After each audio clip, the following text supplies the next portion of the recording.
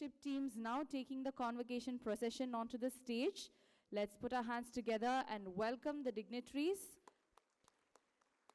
The leadership is led by our controller of examination, followed by a chairman, director, and the deans and principals of various academic programs.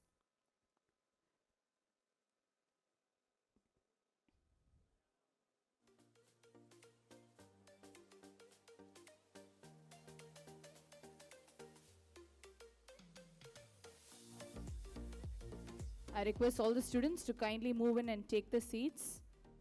I request volunteers to kindly help students facilitate the same. Can we all put our hands together once again and welcome the MSE leadership team that's taking stage with us today.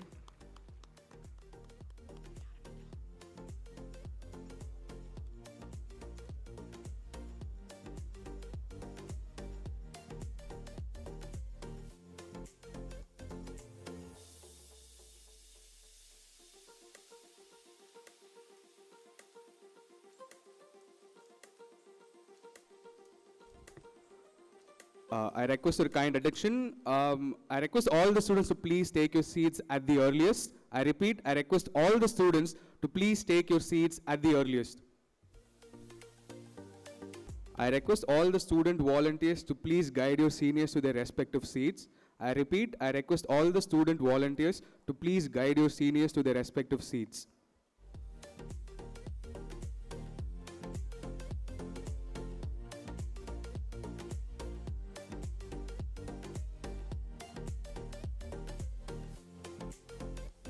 To all students and parents, those in the foyer and the registration desks, to move in quickly as we're going to commence with our event right away.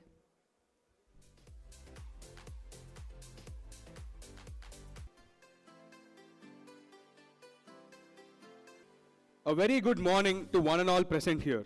The future belongs to those who believe in the beauty of their dreams, said Eleanor Roosevelt. It fills my heart with immense joy seeing the buds that have blossomed into fragrant blooms, the swords that have been honed to perfection, and the milestones that mark a journey of excellence and perseverance at this grand event. Today is the day you've all eagerly awaited, a day that will stand as a testament to the tireless dedication and countless hours of effort that has brought you all here. It is my distinct privilege to warmly welcome you to the third convocation ceremony of the Madras School of Economics. An event that is a celebration not just of academic triumphs, but of the unyielding spirit that defines the institute. Agni kunjandra kandeen, says Bharadiyar, that he witnessed a small spark of fire that grew into the biggest fire of revolution, passion, such as the power of knowledge. And to celebrate this spark of passion within all hearts here, I request the dignitaries on the dais to light the lamp and honor it.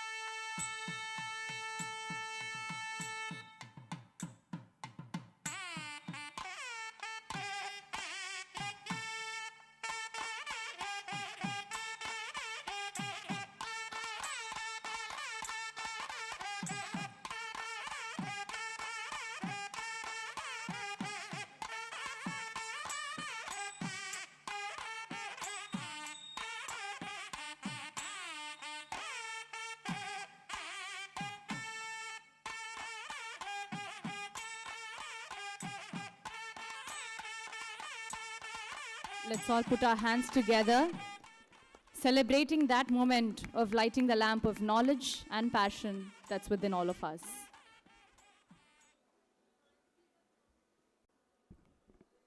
I now kindly request everyone present in the auditorium to please switch their mobile phones to silent mode, ensuring a ceremony free of distractions and interruptions. I repeat, I kindly request everyone present in the auditorium to please switch their mobile phones to silent mode, ensuring a ceremony free of distractions and interruptions. Upholding our cherished traditions, we shall now commence this event with an auspicious beginning.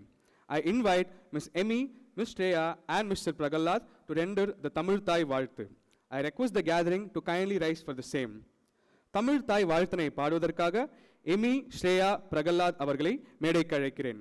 அவையோர் அனைவரும் எழுந்து நிற்குமாறு கேட்டுக்கொள்கிறேன்.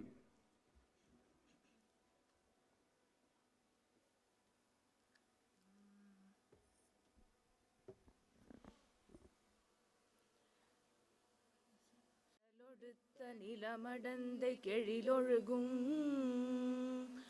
சீராரும் வதனமென திகழ்பரத கண்டமிதில் தெக்கணமும் அதிர் சிறந்த திராவிடனல் திருநாடும் தக்க சிறு பிறை நுதலும் தரித்தனரும் திலகமுமே அத்திலக வாசனை போல் அனைத்துலகும் இன்பமுற எத்திசையும் புகழ் மணக்க இருந்த பெருந்தமிழனங்கே தமிழனங்கே உன் சீரிளமை திறம் வியந்து செயல் மறந்து வாழ்த்துதுமே வாழ்த்துதுமே வாழ்த்துதுமே. Thank you so much, Ms. Emmy, Shreya, and Mr. Praglad. We now have our fellow students with us to felicitate the dignitaries on the dais. I call upon Isha from Bachelor's Degree BA program to felicitate our chairman, Dr. C. Rangarajan.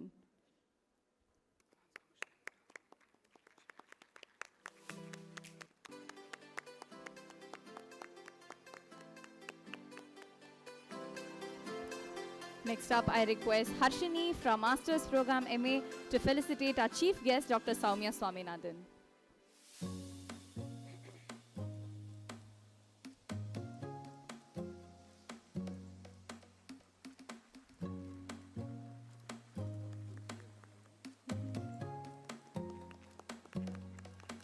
And we have Ojis from PGDM to felicitate our very own director, Dr. N.R. Bhanumurthy sir.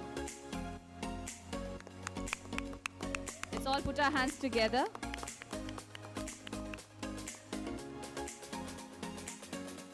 I kindly request our director, Dr. N.R. Bhanumurthy, to please welcome the gathering.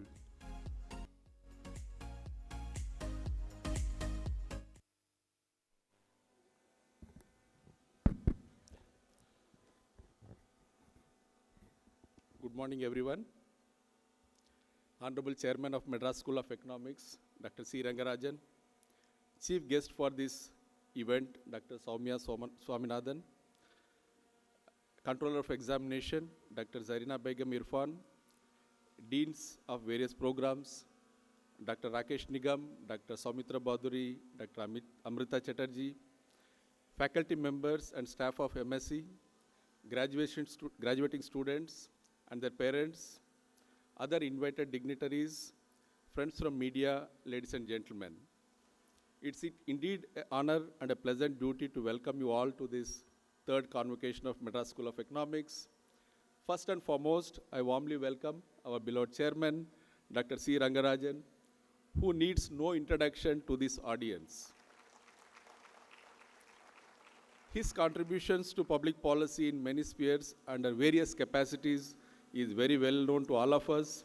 In fact, to my knowledge, there is no area of major economic policy in India that Dr. Rangarajan has not touched. He has been our inspiration and also a guiding light in managing the affairs of the Madras School of Economics. On behalf of Madras School of Economics fraternity, we warmly welcome our chairman, Dr. Rangarajan, to this convocation. Welcome to you, sir. We welcome our chief guest, Dr. Soumya Swaminathan, a very well-known figure, a pediatrician and a global expert in tuberculosis and HIV research, and recently served as WHO's chief scientist and previously as Director General of Indian Council of Medical Research. Currently, she is the chairman of MS Swaminathan Research Foundation. She is also the principal advisor to National Tuberculosis Elimination Program and the National Science Chair of Anusandhan National Research Foundation. Dr. Swaminathan received her academic training in India, the UK, and the United States, and has authored over 480 peer-reviewed publications and book chapters. She is a fellow of many academies, including US National Academy of Medicine, the Academy of Medical Sciences, and all major science academies in India. She currently co-chairs a global commission, Our Common Air. I think it's a very important commission in my view right now, and serves on the Kofi Annan Commission on Food Security.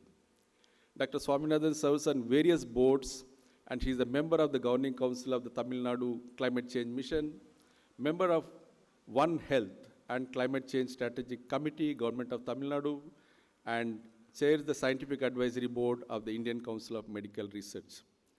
During her tenure as WHO's first chief scientist, Dr. Swaminathan established the science division focusing on research, quality assurance of norms and standards, and digital health. She played a pivotal role in coordinating global scientific efforts and was instrumental in setting up COVAX to ensure equitable vaccine distribution to low and middle income countries during the COVID-19 pandemic. We are honored that you could be part of this third convocation despite your busy schedule. I know yesterday she came from Delhi and today she is going to Bombay, and she came only for this event. Thank you so much, Dr. Soumya, and welcome to you for this third convocation. We welcome members of the Governing Council. I can see Dr. Skandan sir here, Executive Council members, Academic Council, all deans, Controller of Examination who has been tirelessly working for the past 2 months, our faculty members, visiting faculty, and our administrative staff to this convocation. We welcome back all our graduating students. We at the MSc is extremely proud of our graduating students. They have done extremely well during their days at Madras School and also after leaving the campus. We welcome their proud parents who have put faith on our institution, and today I'm sure they're all proud of their ward's achievements. I can see there are many friends of Madras School of Economics. I can see Ganapati sir is here, and I can also see Professor Pushpa Trivedi. Welcome to you all. Before I end, a brief about Madras School of Economics progress since the last convocation. We're extremely happy to inform that Madras School of Economics has seen expansion in terms of number of students, faculty members, administrative staff, courses, infrastructure, as well as research projects. In the last 1 year, we have recruited about 10 faculty positions and 4 administrative staff. We are in the process of recruiting few more faculty members soon. In the current year, we have converted the existing BA honors program into 5-year integrated MA program with an exit option in 3 years and 4 years. We have also converted the existing PGDM into MBA program. These changes have made MSc as an attractive place. The number of students that we admitted this year went up by 20%, and we also admitted few foreign students. Currently, MSc has about 604 students on the rolls. In terms of infrastructure, the Madras School of Economics has added a new classroom block for undergraduate students with 3 floors, each with 100-seater capacity. This will help increase the number of admissions under UG courses going forward. We're also happy to mention that in our UG program, we could admit nearly 80% of students from Tamil Nadu and about 11 students from Tamil Nadu model school structure. This is an important achievement for Madras School of Economics, as one of its aims is to spread our footprint across Tamil Nadu, where preference for courses other than STEM is limited. I'm also glad to mention that we have first batch of BA students receiving their degrees today. Many students from this first batch have gone on to undertake higher degrees in leading institutions in India and abroad, in institutions such as London School of Economics, Barcelona School of Economics, Boston University, Warwick University, Stockholm School of Economics, Columbia University, and National University of Singapore, among many other institutions. Our students have also made MSc very proud by participating and winning in various intercollegiate and other competitions, not only in and around Chennai, but also in other parts of the country. This year, our students brought 2 trophies to Madras School for being best team in intercollegiate competition, one held in Chennai and one in Bangalore. 3 PhD scholars have received best paper awards in international conferences. In terms of research, our faculty has undertaken a number of sponsored and self-initiated studies. A couple of our faculty members have received a prestigious RBA research fellowships. In all, over 50 research articles published last year. On an average, it is 2 per faculty, despite being given heavy teaching load that we have at Madras School. Most importantly, 8 articles were co-authored by our PG students from their dissertations, and some of them are in this hall right now. Indeed, a couple of working papers actually co-authored by undergraduate students, and I thought I should mention the kind of importance that we give for research. We can see that publications from many of our students. Many of our faculty members are contributing to public policy, both at the state as well as central government level. Our faculty publish a number of short articles in newspapers and magazines, and our own chairman alone published 19 articles last year in newspapers and magazines. To enhance our footprint in public policy research, this year we have signed 2 MOUs, one with MS Swaminathan Research Foundation and the other one with Dwara Research to undertake large-size field-based applied projects. MSc successfully conducted various memorial lectures. Sri G. Ramchandra Memorial Lecture was given by Dr. Suman Berry. Dr. Rajachelya lecture was by Dr. Lavish Bandari. The next lecture is scheduled next week, that is on 28th January, and will be given by Dr. Hashib Drabu, former Finance Minister of Jammu and Kashmir. This year we have initiated Sri Kandaswamy Subramanian Memorial Lecture, and the inaugural lecture was given by Professor Ashima Goel. There are a number of clubs that our students have initiated and regularly undertaking activities in the campus. Our students for the first time organized intercollegiate competitions on our campus. We are very sure going forward many more events will be happening under these clubs. Our students also brought out 2 magazines, and it provides platform for our students to present their skills and talent.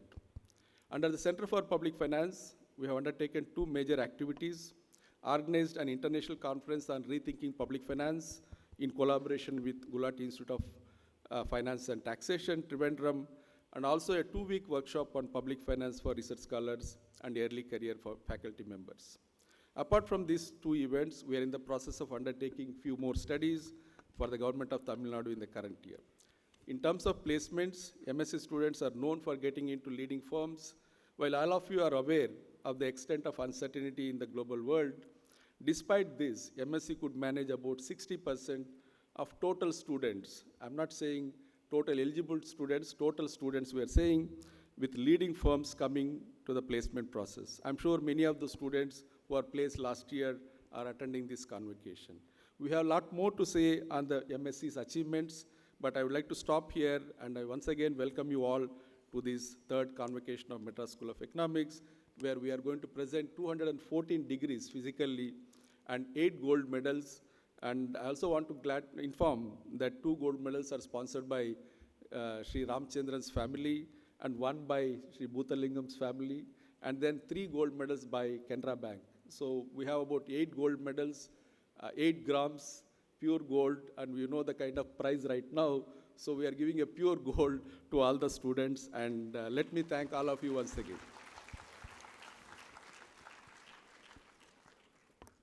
Thank you so much, sir. It is that time of the event that was much awaited for. I request our chairman to declare the convocation open. This convocation of the Madras School of Economics has been called to confer the degrees upon the candidates who, in the examinations recently held for the purpose, have been certified to be worthy of the same. Distinct privilege to welcome Dr. Soumya Swaminathan, a visionary pediatrician and trailblazing global authority in tuberculosis and HIV research, as our esteemed chief guest this morning. With over 4 decades of unwavering dedication to clinical care and transformative research, Dr. Soumya Swaminathan has masterfully bridged the worlds of science and policy. She recently served as the World Health Organization's inaugural chief scientist, where she pioneered the science division, championed digital health innovations, and orchestrated COVAX to deliver equitable vaccines to low and middle income nations amid the COVID-19 crisis. Earlier, as Director General of the Indian Council of Medical Research from 2015 to 2017, and Secretary to the Government of India for Health Research, she fortified India's research ecosystem, wove science into health policy, and forged vital global partnerships. Since February 2023, she has chaired the MS Swaminathan Research Foundation while advising the National Tuberculosis Elimination Program, holding the National Science Chair at Anusandhan National Research Foundation, and leading the ICMR's Scientific Advisory Board. A fellow of the US National Academy of Medicine, the UK Academy of Medical Sciences, and India's premier science academies, Dr. Soumya Swaminathan boasts honorary doctorates from Karolinska Institute, EPFL Lausanne, McGill University, and much more. Her scholarly legacy shines through over 480 peer-reviewed publications alongside adjunct professorships at Karolinska University and Tufts University. Today, she co-chairs the Global R Common Air Commission and serves on the Kofi Annan Commission on Food Security, while lending her expertise to boards like Alliance Bioversity, Population Foundation of India, IGES, and Women Lift Health. In Tamil Nadu, she shapes climate action as a governing council member of the Climate Change Mission and chairs key One Health committees. Trained across India, the UK, and USA, Dr. Soumya Swaminathan now turns her gaze to the urgent health perils of climate change, especially for women and children, and resilient food systems to bolster nutrition security in India and beyond. Please join me in according a thunderous applause to our chief guest, Dr. Soumya Swaminathan. Request our chief guest for the day, Dr. Soumya Swaminathan, to please address the gathering and deliver the convocation address. Thank you very much. Chairman, Dr. Rangarajan, distinguished members of the Governing Council, respected faculty members, proud parents and families, and of course, most importantly, the graduating students of the Madras School of Economics. It's a great honor to join you all on this memorable occasion. And I'm very impressed to hear from the director all the progress that's been made and the new initiatives that the school has taken. Convocation ceremonies mark both a beginning and an end, years of disciplined study, and a beginning of responsibility, leadership, and public engagement. So for each of you graduating today, this moment represents not only a personal achievement, but an entry into a world that urgently needs thoughtful, ethical, and courageous economists. The Madras School of Economics has played a seminal role in shaping economic thought and public policy in India. Its alumni have contributed to national planning, global development institutions, academia, and the private sector. We heard about the placements that the graduating students have had. You do inherit this legacy at a time of unprecedented transformation. Globally, you see the churn that is happening today in the world, economically, socially, technologically, and environmentally. My own professional journey from clinical medicine to public health research and from national service to global policy has taught me that careers today are rarely linear. In fact, many of the positions I occupied had not been anything that I had predicted or had aspired to. So these things evolve. The career evolves as evidence accumulates, context change, and moral priorities sharpen. And a lot depends on what you do with your life and what your own personal passion is.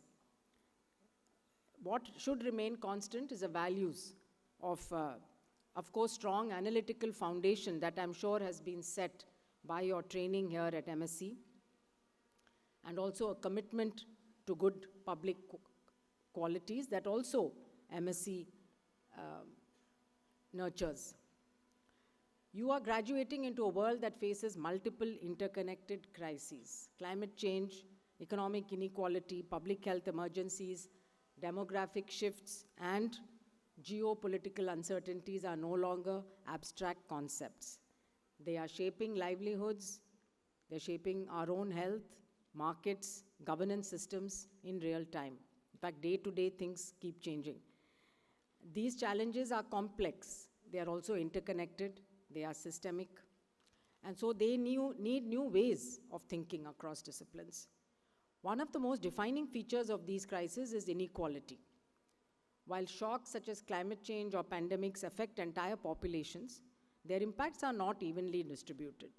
Marginalized communities, particularly those who are impacted by intersectionalities like women, children, informal workers, older adults, and the urban and rural poor, they do bear a disproportionate burden despite contributing the least to these global challenges. Consider extreme heat, now recognized as one of the most significant climate-related risks in India. Rising temperatures affect agricultural productivity, labor capacity, health systems, and energy demand, and yet the economic costs of heat are rarely captured fully in national accounts. Outdoor workers such as farm laborers, construction workers, and street vendors experience productivity losses, income instability, and health risks that are largely invisible in macroeconomic indicators. Women, who constitute a large share of informal and agricultural labor, face compounded risks due to occupational exposure, unpaid care work, and limited access to health care. We undertook a couple of studies in the last 2 or 3 years, specifically looking at the impacts of extreme heat and other climate hazards on women and children.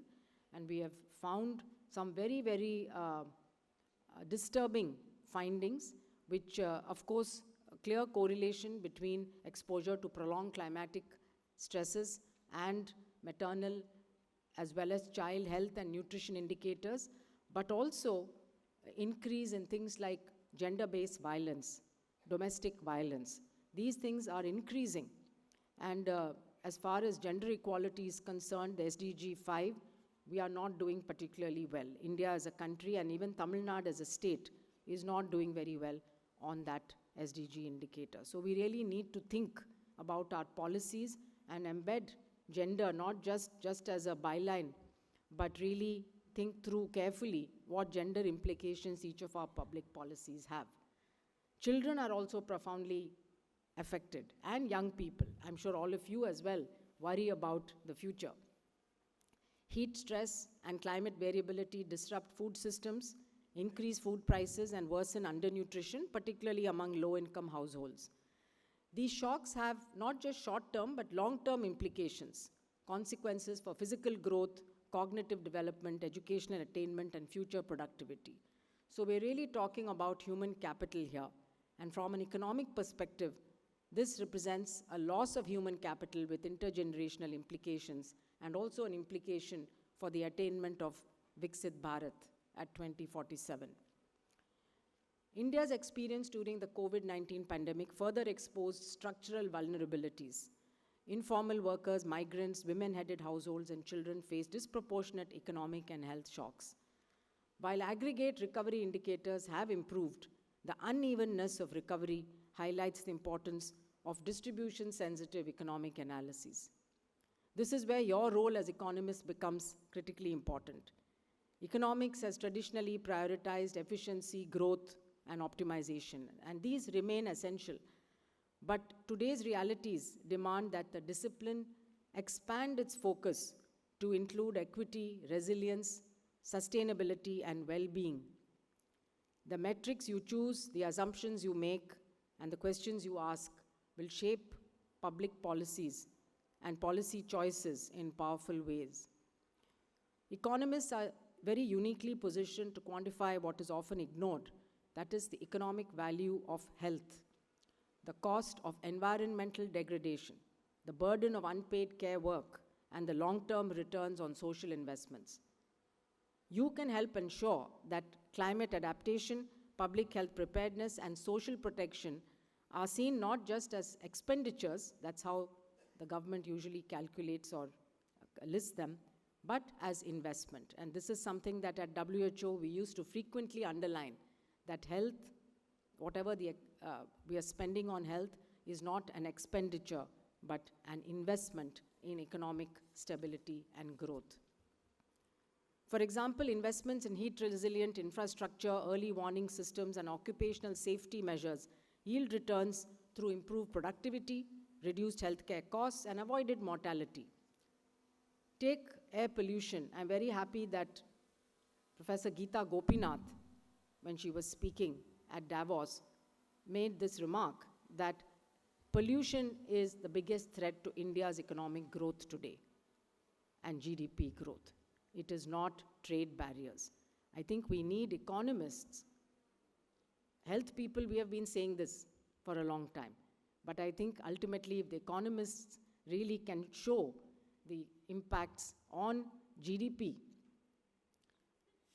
things like air pollution or malnutrition both in terms of undernutrition and stunting, which impacts brain growth, but also growing overnutrition, obesity, and non-communicable disease. Huge impact on productivity, which I don't think has really been well quantified. Investments in maternal and child nutrition generate some of the highest known economic returns, yet remain under-prioritized in many policy frameworks. Gender-responsive economic analysis is particularly vital. Women's contributions to economies, especially through unpaid care, subsistence agriculture, and informal work, remain systematically undervalued. Director Dr. Bhanumurthy mentioned I'm leaving for Bombay this afternoon. And the reason is we're working with the government of Maharashtra to specifically focus on women farmers. This year is the International Year of Women Farmers, as declared by the United Nations. And I hope that together we can really make a case. Do you know that only less than 14% of women in India who are engaged in agricultural work have land in their names? And today, if you look at the agricultural workforce, about 60% is composed of women, and they are at a tremendous disadvantage. The FAO has shown that women earn 78%. So for every $100 a man earns in agriculture, women earn 78 across the world. Of course, it will vary from country to country. And also that the productivity is 24% less, not because women work less hard. In fact, they're often working much harder, but because they don't have access to the same tools or credit or loans or resources or water or schemes that men have. So by investing in women, you can improve productivity significantly, apart, of course, from the other benefits that it will have. So climate change and economic shocks often increase women's unpaid labor while reducing their access to income and assets. Policies that fail to account for these dynamic risk reinforcing inequality and undermining long-term development. Children too must be central to economic thinking. Investments in early childhood health, nutrition, and education are foundational to building a productive workforce. Economists have a responsibility to frame these investments not as welfare measures, but as strategic economic priorities. At the same time, no single discipline can address today's challenges alone. The future lies in interdisciplinary approaches. Economists must engage deeply with public health, environmental science, behavioral science, and social policy. Adapting to climate change, for example, requires coordination across urban planning, labor regulation, energy policy, health systems, and social protection. Economic analysis can guide these decisions by identifying trade-offs, evaluating cost effectiveness, and ensuring that benefits reach the most vulnerable. India's development trajectory offers both promise and caution. Rapid economic growth has lifted millions out of poverty, yet inequalities persist across regions, genders, and social groups. As the country navigates its economic transition, demographic transition, and climate risks, economists trained at institutions like the Madras School of Economics have a vital role to play in shaping inclusive, evidence-based policy. So to the graduating students, I can only offer some advice. Remain anchored in evidence. I think that's what you've been trained. You've been trained to look at data, look at numbers, but also look at it critically, ask, question the data, don't always accept everything that's presented, and also be guided by empathy. Data and models are powerful tools, but they must be informed by lived realities. So in addition to quantitative, qualitative evidence is also very important. Engage with communities, listen to diverse voices, and remain open to learning beyond textbooks and spreadsheets. Choose career paths that challenge you intellectually and align with your values. Success should not only be measured by position or prestige, but by the impact of your work on people's lives. In a world of growing complexity, humility, collaboration, and ethical clarity will be among your greatest strengths. India and the global community need economists who can think rigorously, act responsibly, and lead with compassion. You are well equipped for this task, and the world awaits your contributions. In closing, I return to a principle that has guided my own journey. Economics or science are not ends in themselves. They are tools to advance equity, dignity, and human well-being. As economists and social scientists, you will influence policies, investments, and priorities that shape societies for decades to come. I urge you to remember that the true test of economic progress is not how fast we grow, but how well we protect those with the least power and the greatest vulnerability. I congratulate each one of you and your families, proud families, who are present here to witness your receiving your degrees today. And I wish you courage, clarity, and purpose as you step into the future. Thank you. Namaskar. Respected ma'am, thank you for your inspiring and insightful address. Your thoughts on public health preparedness, social protection, and environmental awareness were truly enlightening. We deeply appreciate your experience from World Health Organization and your perspective on health spending as an investment rather than an expenditure. Your discussion on climate change, especially its impact on women and unpaid labor, was particularly thought-provoking. Your call for immediate action and future-focused planning highlighted the importance of strong public health and environmental policies. We, as the student community of Madras School of Economics, are particularly grateful for a responsible and motivating address that has inspired us as future economists. And to mark this special occasion, and as a token of our respect and gratitude, I now request our esteemed chairman, Dr. C. Rangarajan, and our director, Dr. N.R. Bhanumurthy, to kindly felicitate our chief guest.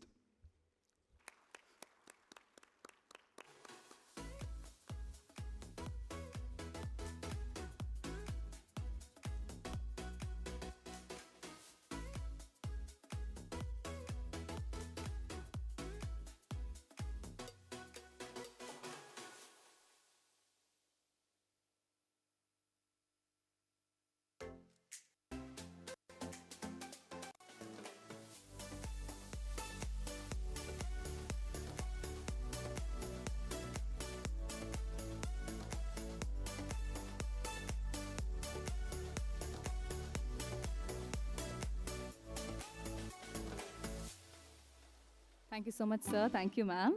So next up, we will be honoring our chairman. So I request our director to kindly felicitate our chairman for all the support he's been giving us all round of our academic programs and years. Let's put our hands together in gratitude to our chairman, Dr. C. Rangarajan, for being a beacon of light and guidance for all of us.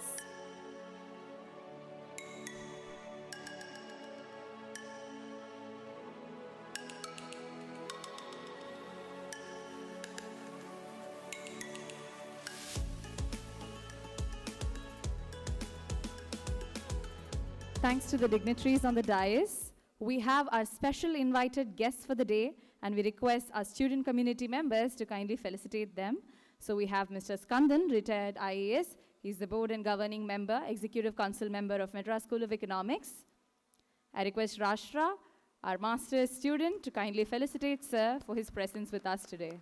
Thank you so much, sir.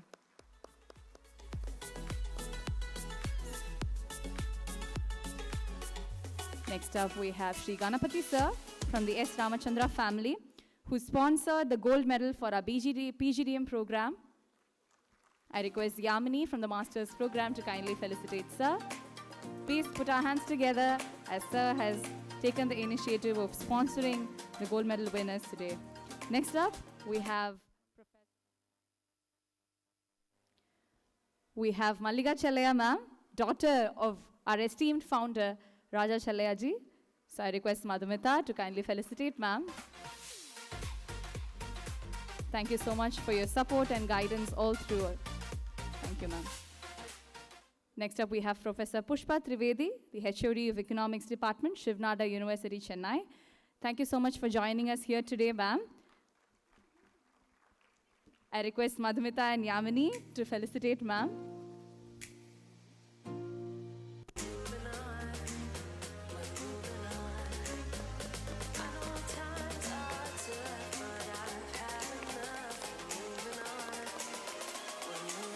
Thank you so much. Next up, we are going to witness and hear from the man who needs no introduction. But let me take the privilege of taking a few minutes of introducing our chairman to all of us. We have Dr. C. Rangarajan, a visionary economist, and has left an indelible mark on India's economic landscape through his transformative leadership and insightful policy making. He is celebrated for his intellectual brilliance and pivotal role in shaping India's financial stability during its economic liberalization. As the 19th Governor of the Reserve Bank of India, Dr. Rangarajan spearheaded critical reforms in monetary policy, exchange rates, and banking regulation, anchoring India's economy in a period of profound change. Beyond the RBI, he held esteemed positions such as the Chairman of Economic Advisory Council to the Prime Minister and the Governor of Andhra Pradesh, contributing to robust economic growth and policy innovation. A distinguished scholar with a PhD from the University of Pennsylvania, Dr. Rangarajan has authored numerous influential works on monetary economics and development. Honored with the Padma Vibhushan, he continues to inspire economists, policymakers, students with his enduring legacy. While the introduction can still sum up to many pages, needless to say, speaking on behalf of all the student community of our institution, to have had the opportunity of listening to you, bound us with your spells on economy, holds us blessed, sir. We are deeply grateful to be under your beacon of light. Thank you so much, sir. And having said that, Katrathu kaimanalavu, kalladhathu ulagalavu, which means that there's only little that we've learned and there's more for us to learn. And on that note, I request our chairman to kindly give us some amount of that knowledge here today with us. Sir, over to you.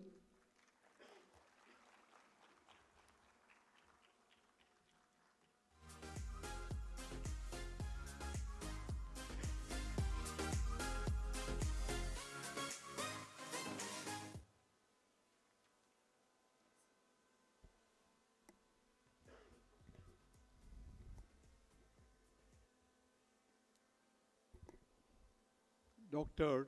Soumya Swaminathan, members of the various governing bodies of the School of Economics, Dr. N.R. Bhanumurthy, Director of MSE, distinguished faculty, distinguished invitees, graduating students and their parents. We are today celebrating the third convocation of the Madras School of Economics after it acquired the status of an institution of special importance. This institution was set up almost 30 years ago. It was because of the vision, courage and initiative of Dr. Raja Chellaya, an eminent fiscal economist, and one was an integral part of the reforms introduced in the early 1990s, was responsible.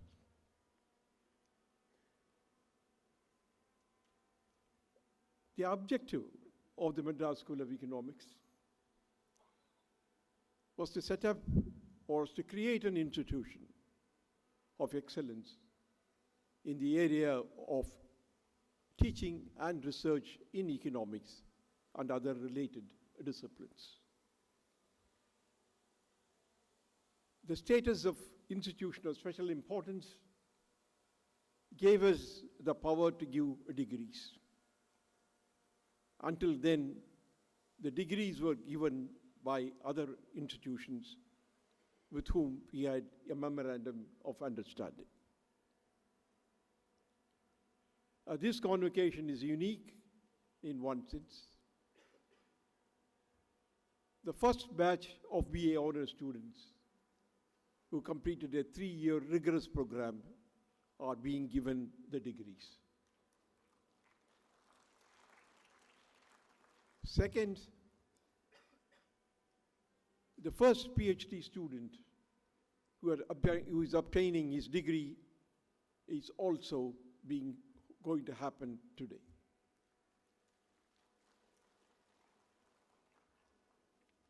We do hope that the Madras School of Economics will stand up to the expectations with which this institution was set up.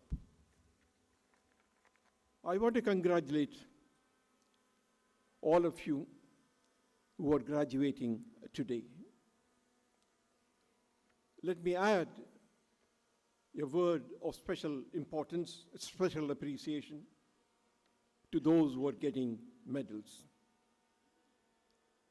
This is an occasion for you to celebrate because your academic efforts are coming to a fruition.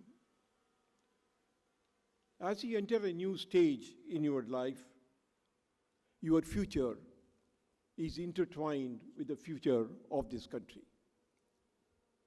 But at the same time, you have the opportunity to shape the future of the economy also. The country welcomes you as the agents of change. Youth is full of idealism and ambition. Idealism without ambition may not achieve much. On the other hand, ambition without idealism is dangerous. May you combine the two in the right proportion. This is my message of AI, ambition and idealism.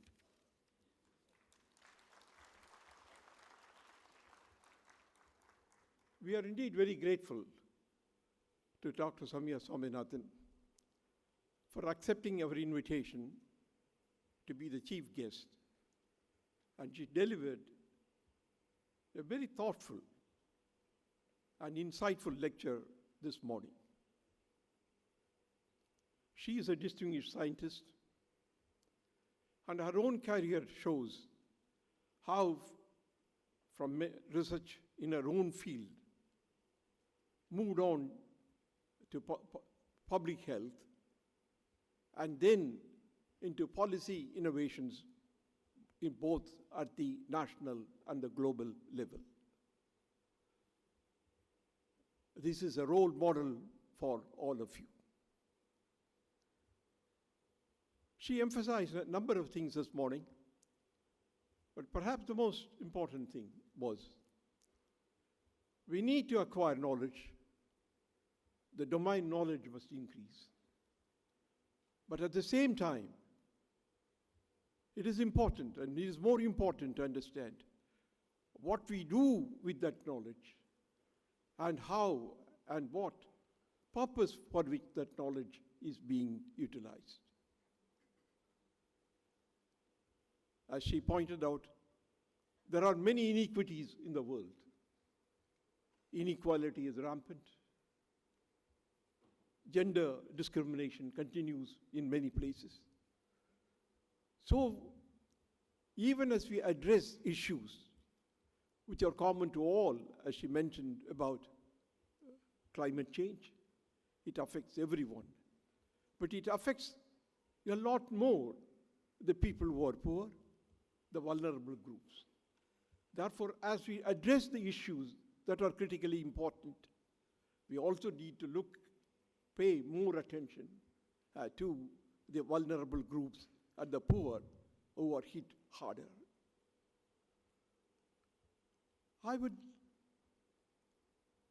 She also mentioned about What priorities do we have? This is a problem the economists also face. Growth is important. But is that enough by itself? How far do we go on equity? I think economists of the earlier period did discuss a great deal. Pigou, who wrote his book about more than 130 years ago, a leading economist, called his book Economics of Welfare. In fact, in talking about what is a starting point of economics as a science or as a discipline, he said, and I quote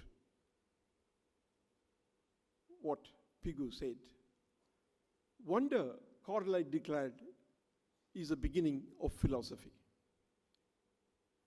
But it is not wonder, but the joylessness of withered lives that is the beginning of economic science."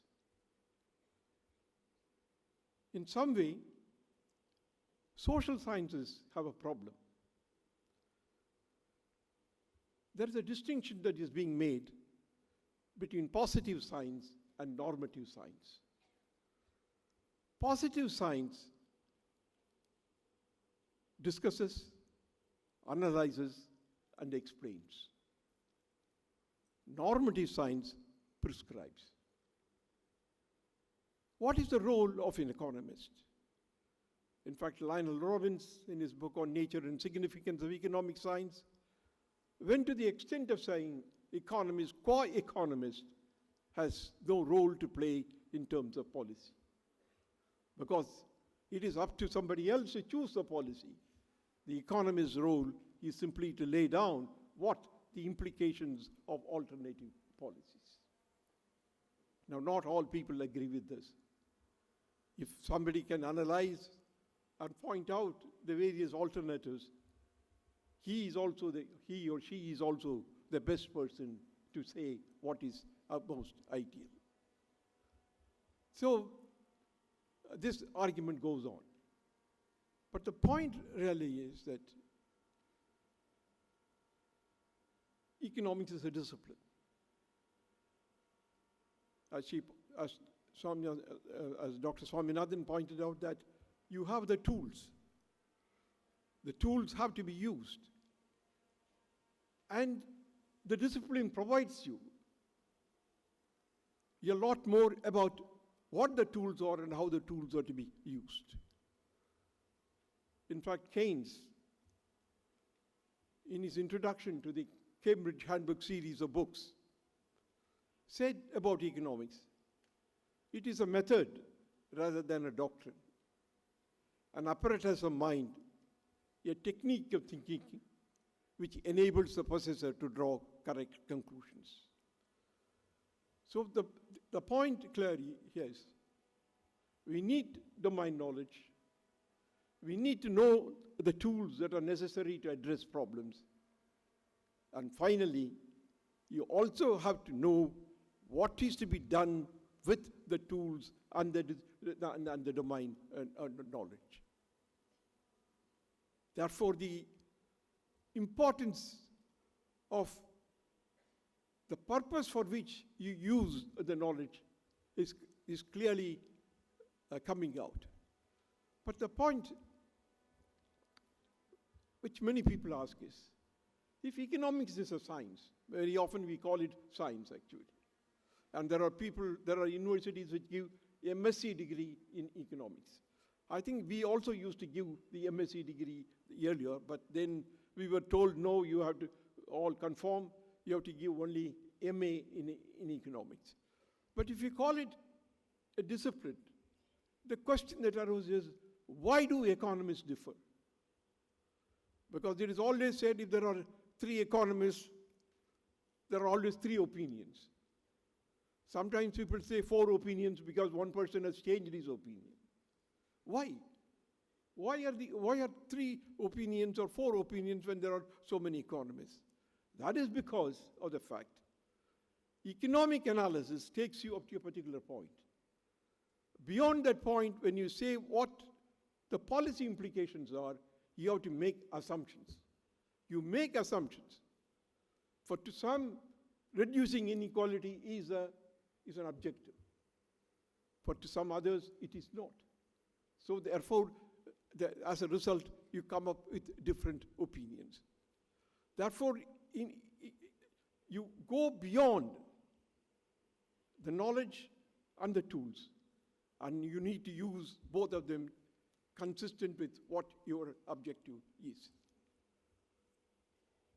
I think the word equity was used by Dr. Swaminathan more than once. I think that is one issue that faces all.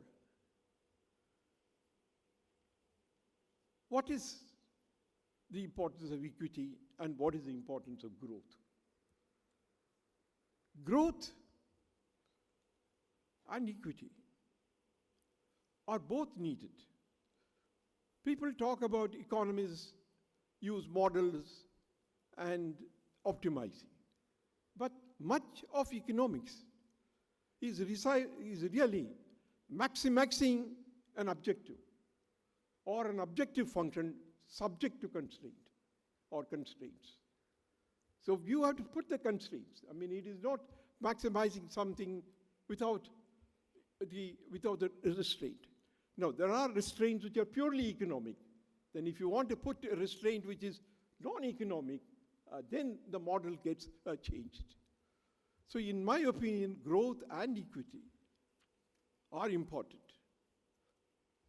The growth and equity, in my opinion, should not be posed as opposing considerations.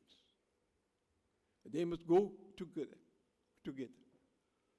Growth cannot be sustained for a long time without equity.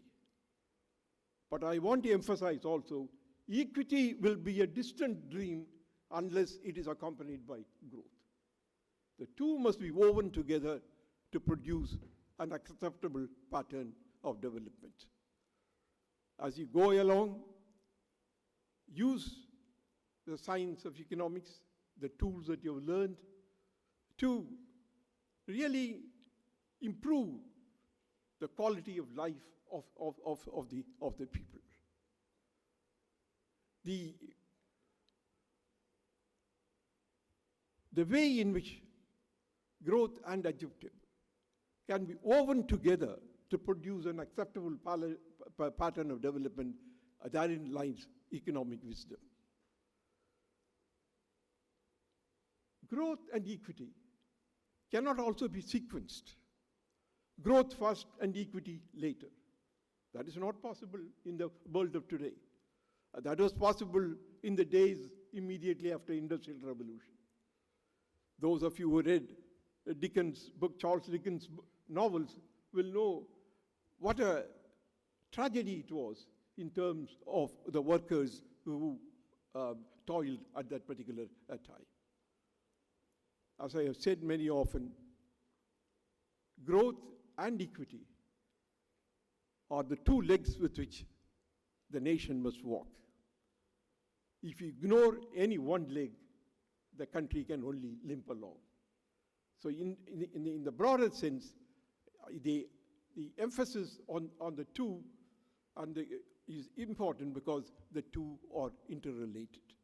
Anyway, you are beginning your journey, and I wish the graduating students all the best in the years to come.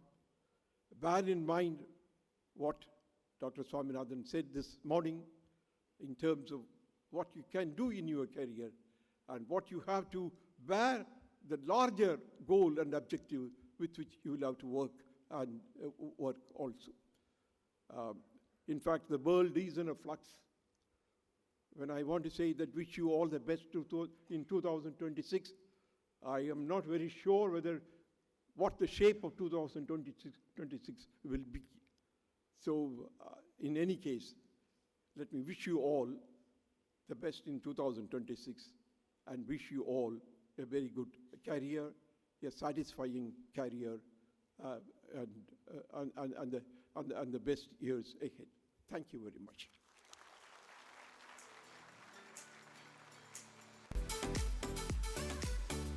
Thank you so much, sir.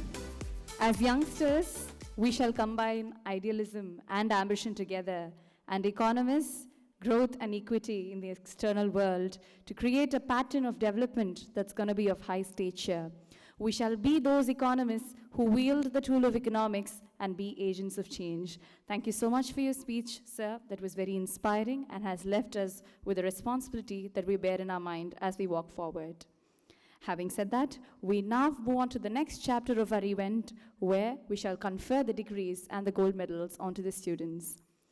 So first off, we will be conferring the PhD scholars of their degree. I request our director, Dr. Rena Banamurthy, to take over. Sir, over to you. Sir, I present to you the candidate, Ms. Ashmi Tom, who has been duly examined and found qualified to receive the degree of Doctor of Philosophy. The candidate has successfully fulfilled all the requirements under the rules and regulations established for the doctoral program at Madras School of Economics for the academic year 2024-25.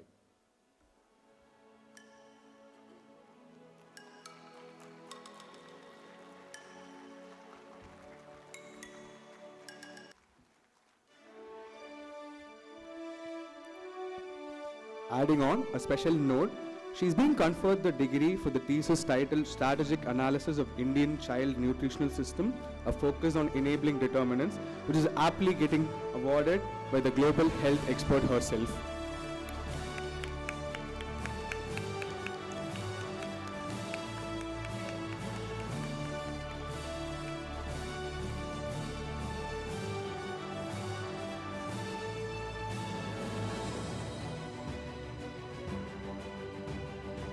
We shall now honor the gold medal awardees of the MA badge. I request Dr. Amrita Chatterjee, Dean Acting MA Programs, to kindly take over.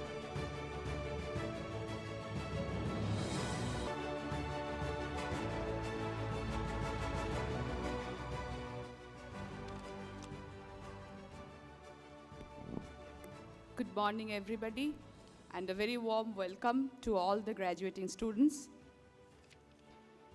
Sir, I present unto you these candidates who have been certified after examination to be duly qualified to receive the gold medals under different MA in economics programs for the academic year 2024-25.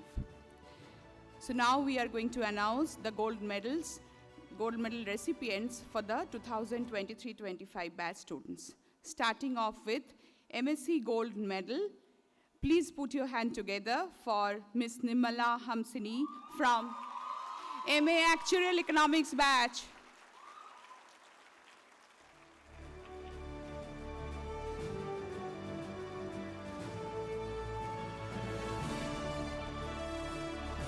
Congratulations, Nimala.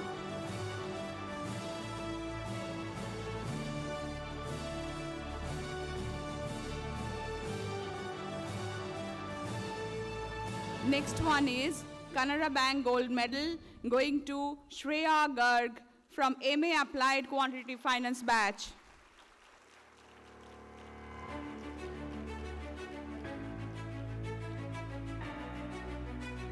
Congratulations, Shreya.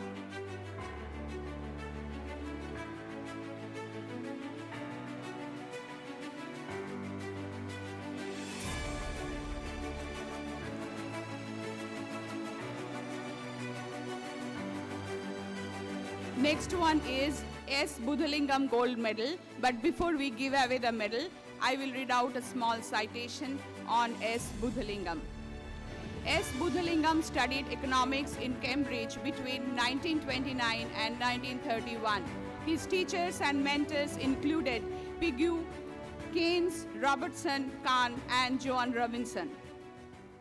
Budhalingam thought of economics as an organic science more akin to biology than to physical sciences. He considered economics as more of an evolutionary process where a multiplicity of causes work together, rather than an exact science strictly governed by inexorable mathematical laws. Buddhalingam joined the Indian Civil Service in 1931 and after 35 years of exemplary service retired in 1966. After retirement, he was appointed as a one-man committee to look at the reform of direct taxation. Subsequently, he became Director General of National Council of Applied Economic Research, NCAER. Buddhalingam was closely involved both in the formulation and implementation of economic controls. He thought that the markets must be used as a sailor uses the wind. He was known for his integrity, confidence, and conviction. Now, please put your hand together for Ms. Shayantika Pal from MA Environmental Economics. Congratulations, Shayantika.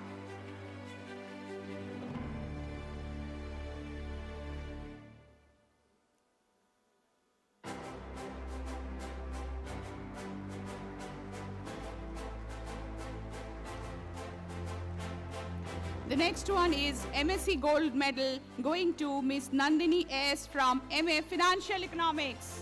Big round of applause for her. Many congratulations to Nandini.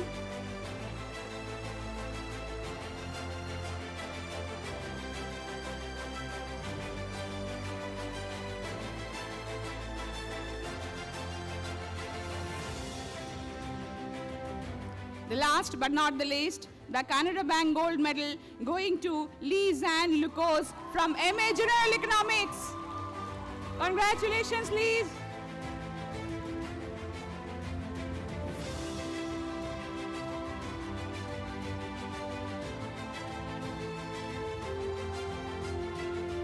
Thank you and congratulations to all the graduating students.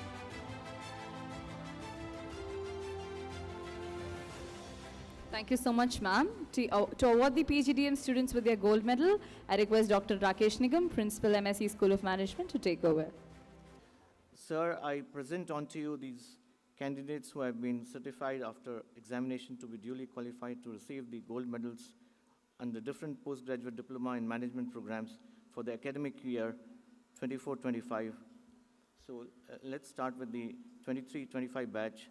The Sri G. Ramachandran Memorial Gold Medal is awarded to Jai Shivam, PGDM in Finance. Congratulations. So let me studied.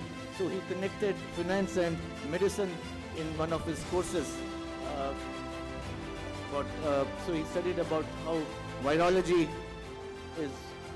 can be used, to formulate algorithms in finance.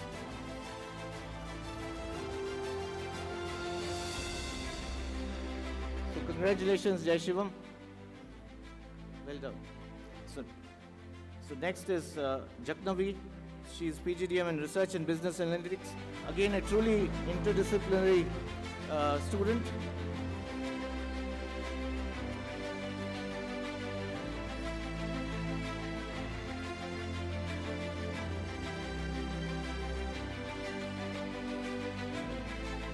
So again, congratulations, Jaknavi.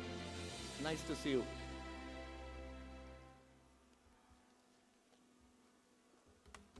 Thank you so much, sir.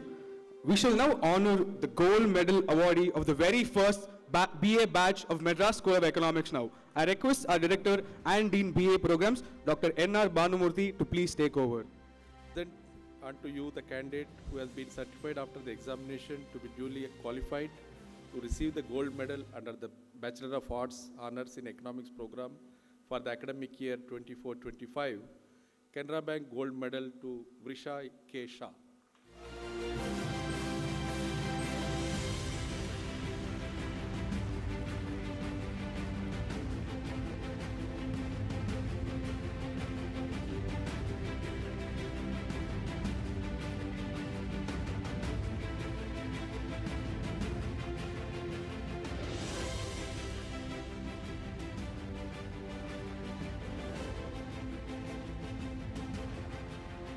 Thank you so much, sir. Now we move on to award the MA batch 2023 to 25 candidates of their degrees, a testimony to the knowledge sharing capacities engaged in these years. I request Controller of Examinations, Dr. Zarina Begum I, to please take over. Sir, I present unto you these candidates who have been certified after examination to be duly qualified to receive the degree MA in Economics under different programs for the academic year 2024-25. From MA Actuarial Economics, we have Abraham E. We can all put our hands together as they come up on stage. We have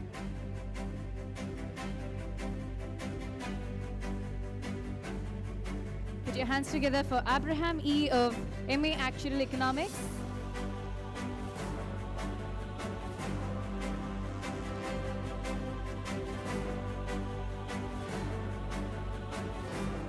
We have Ananya Priyadarshini from MA Actuarial Economics,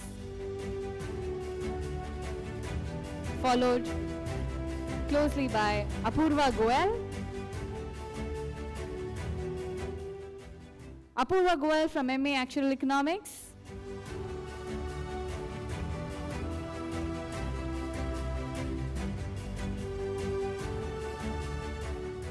We have Ms. Arya Krishna, Atul Jobi, Gauri MB, Jay Shankar Manoj.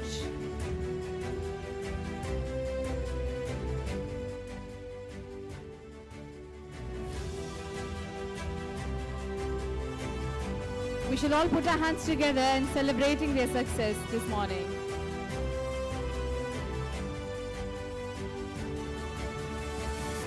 We have Ms. Gauri on stage with us.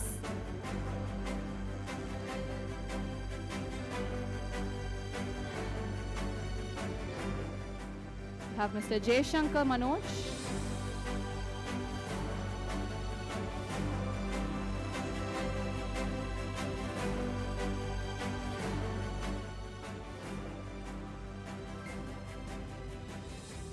Lavanya S.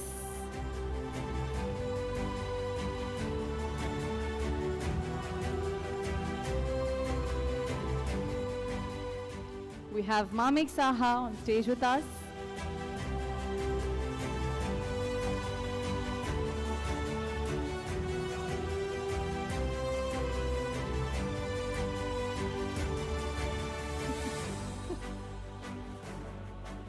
We have Muskan Katuria on stage with us again.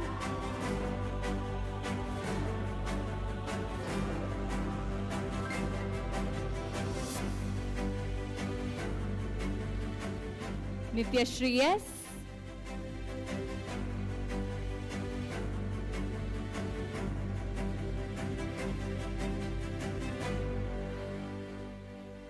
Pratim Saha.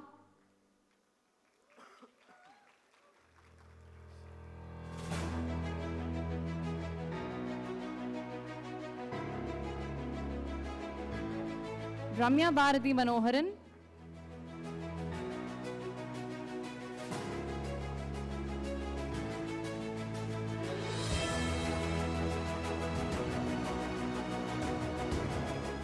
We have Razali Zaman on stage.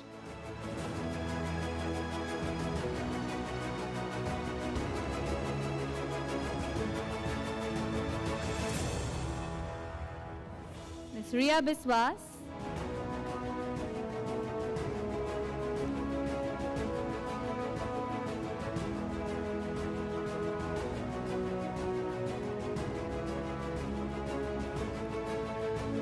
Mr. S.K. Sabarish Kumar.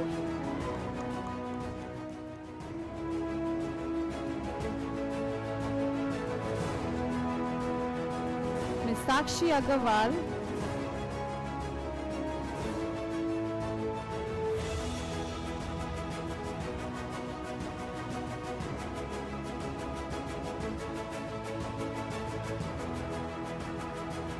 Mr. Shashwat Asthana.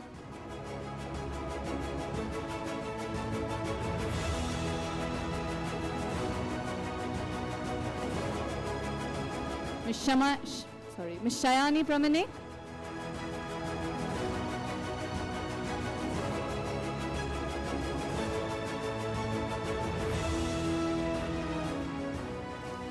Ms. Shivani Jamlia.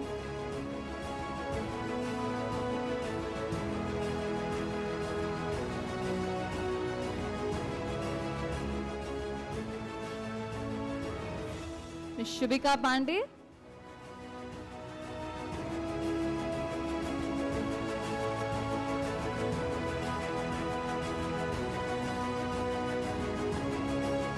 S.R. Rutu Shwet.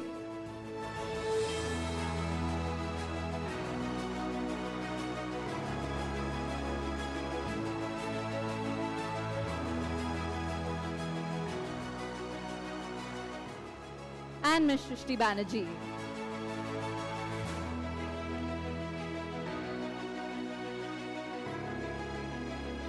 The following students are awarded the degree in absentia from Actuarial Economics. We have Kirtika Bri, Kriti Koranjan Kujur, Kumari Aditi, Naveen G, Om Samantre, Sachin Sharma, Sumer Menon, and Anushka Gupta being awarded the degree in absentia. Can we please put our hands together for them as well?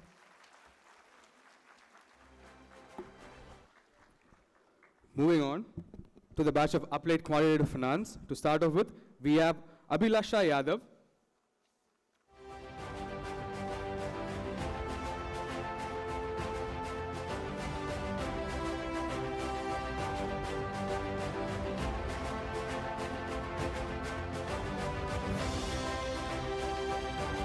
followed by Aman Tripathi,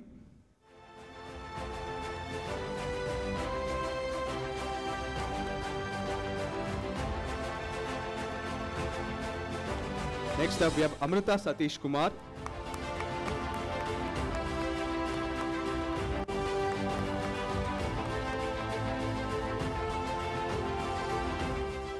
next up we have Arunima S. Padma,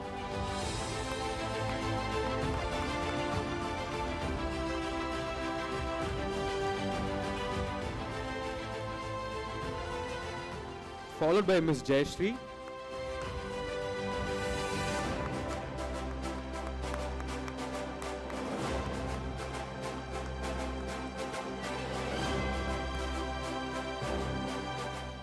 followed by Ms. Jayasrupa,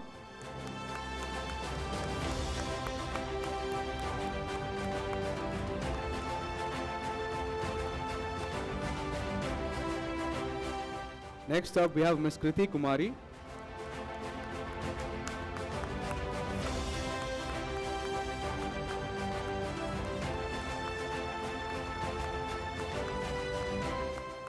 followed by Mani Shukla,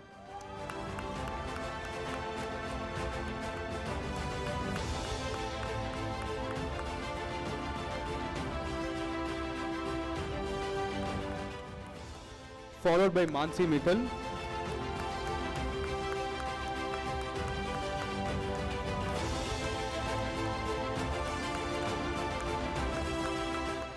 next we have Megha A. Menon,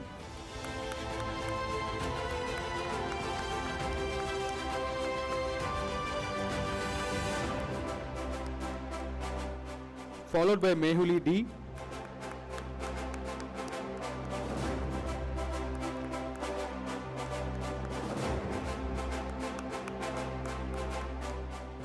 next we have Mr. Naveen GS,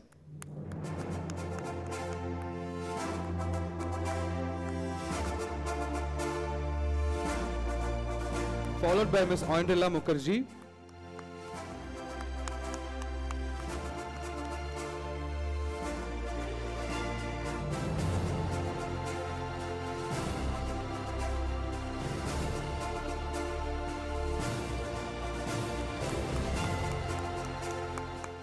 followed by Ms. Pooja R,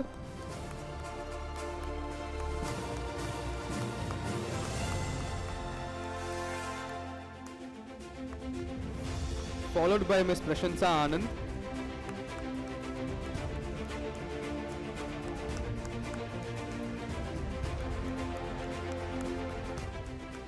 followed by Mr. Pulkit Chauhan,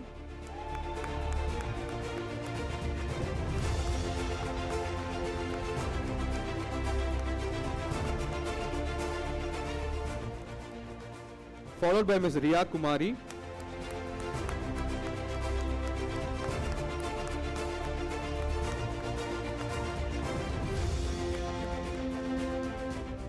followed by Mr. Rohit Kumar,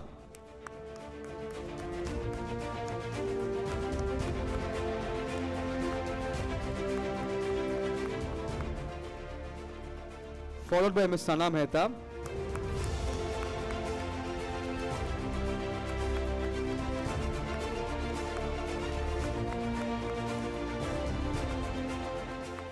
next we have Ms. Sandhya Arun,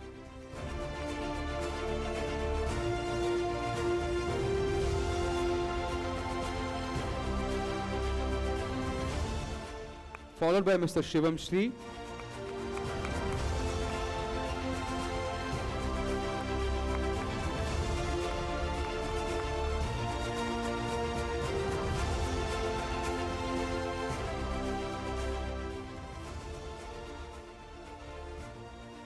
followed by Ms. Rayanjana Balaji,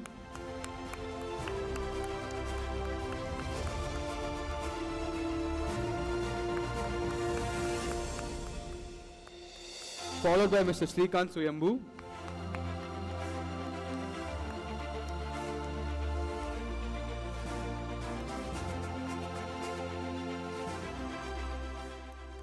followed by Ms. Sri Nandana Srijit,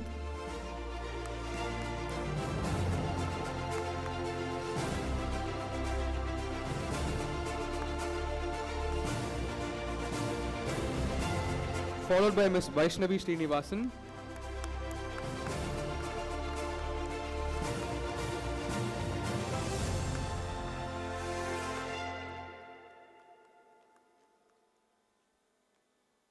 followed by Ms. Vanshika Sharma,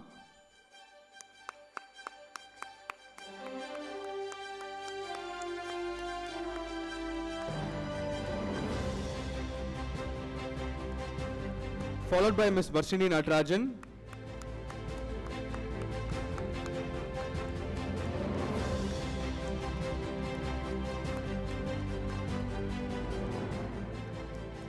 followed by Ms. Vrinda Kandelwal,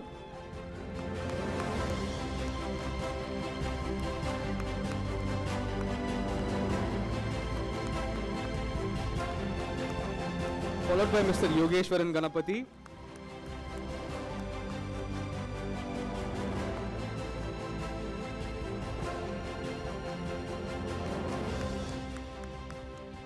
followed by Mr. Alfred Benny,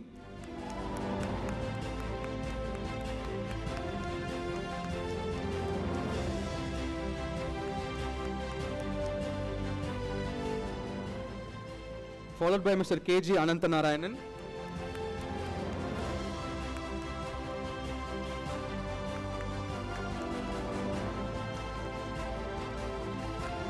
followed by Mr. Arul Singha Judes A,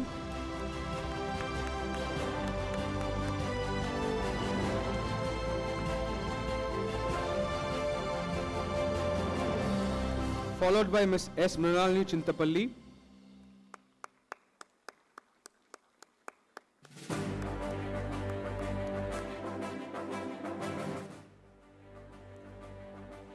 followed by Ms. Rutuparna Nayak,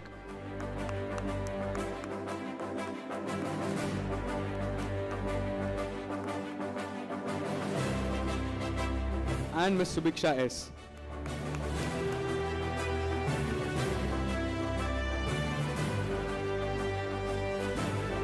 Following are the list of students who are being awarded the degree in absentia from Applied Quantitative Finance: Mr. Kunal Jain, Nitin Kumar, Amrit Swaroop, Ashin Johnson, Rohit Kumar, Sai Prakash, Shibani Rath, and Namita S. Krishna. Moving on to the students from the Environmental Economics batch, we first have Alankriti Agarwal on stage. Can we please put our hands together for the students of Environmental Economics?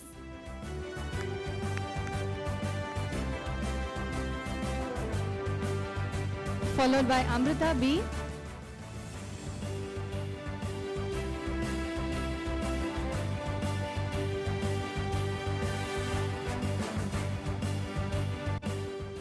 We have Ankana Bhattacharya.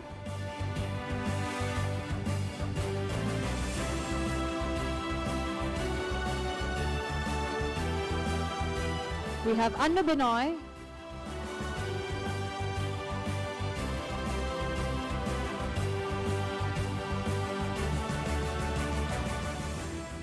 Ansel KP.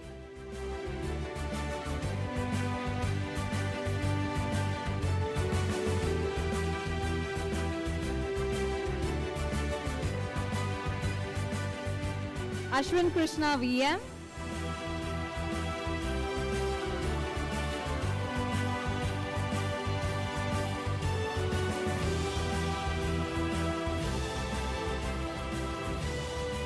Dilip Kumar.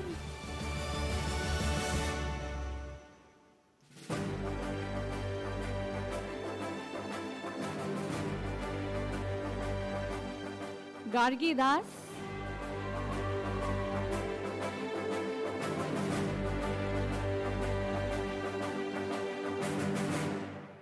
Hajra Shabina.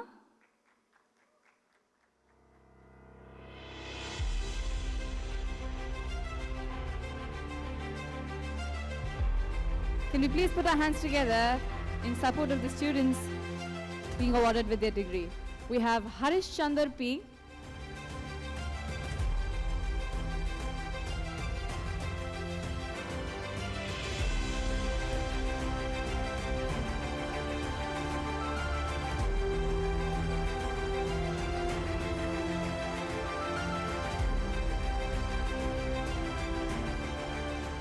Janani S.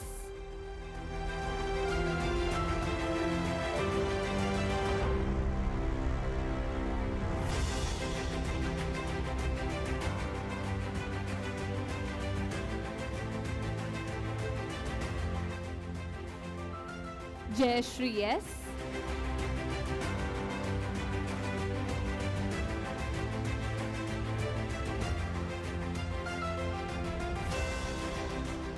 Jayavarshini T.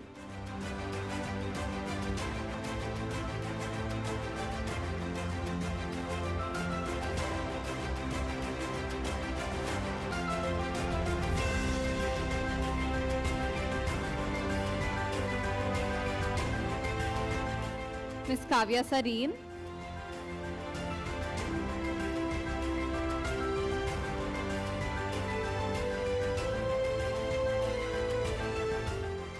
Miss Kritika Chakliar.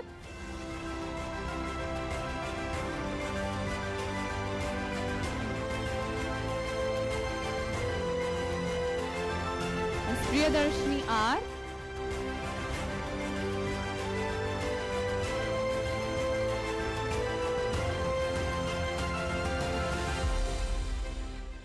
Miss Sarindri Mukhopadhyay.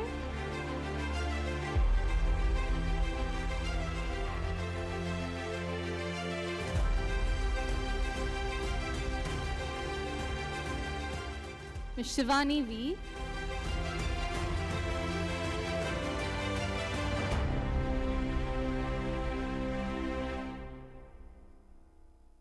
Mr. Suraj.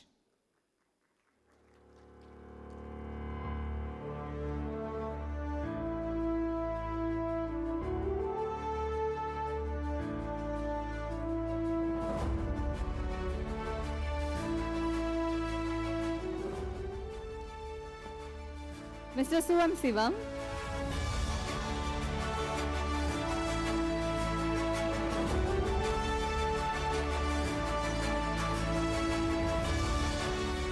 Mr. Vasant D.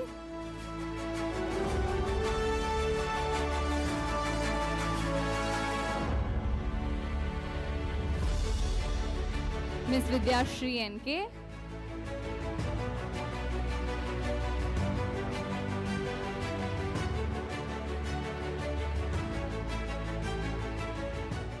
And Ms. Lakshmi Priya R.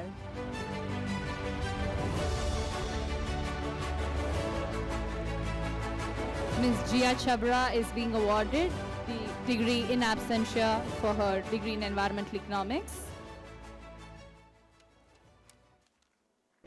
Next up, we have the students from the batch of financial economics. To start off with, Mr. Abhijit Kumar.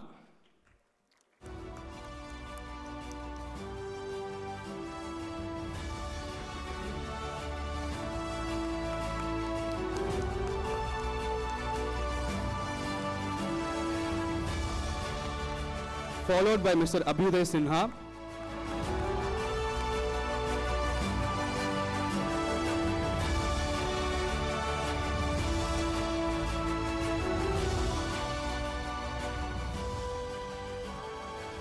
followed by Mr. Anindyo Kamal Sen,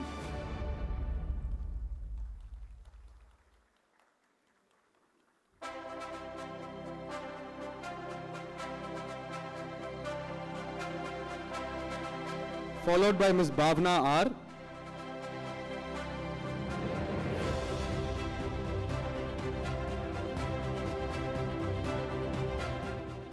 followed by Ms. Divya Gupta,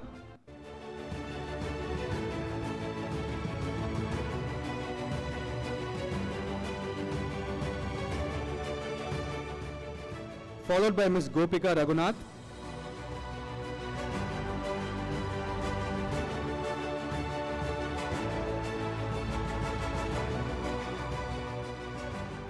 followed by Ms. Harshini G,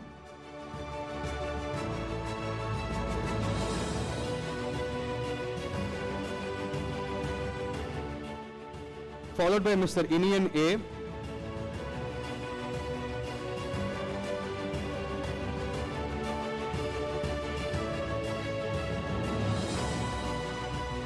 followed by Ms. Kirtana S,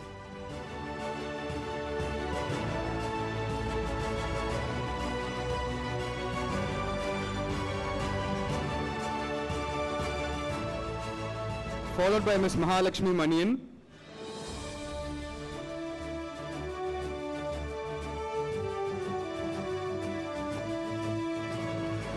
followed by Ms. Nagavashini RN,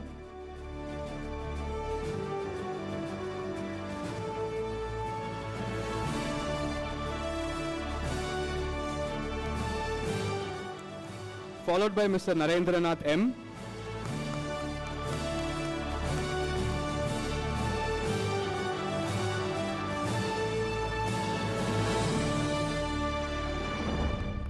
followed by Ms. Neena Jacob,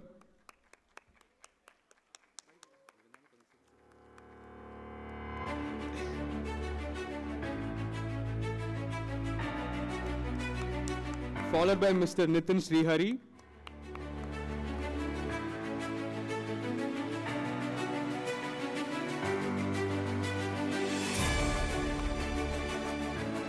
followed by Ms. Pooja GV,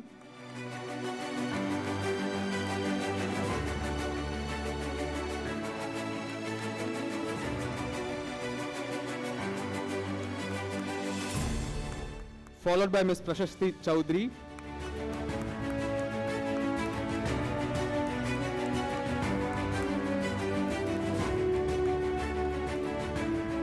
followed by Mr. Rahul Nath,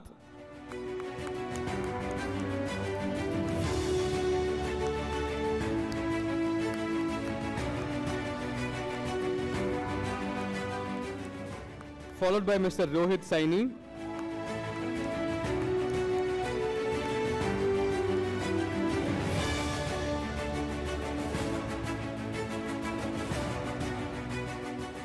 followed by Ms. Roshini Vasan,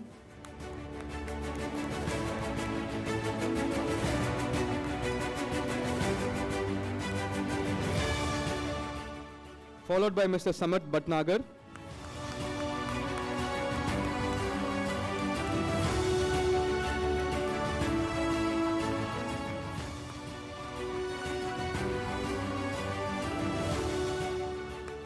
followed by Ms. Stuti Ahuja,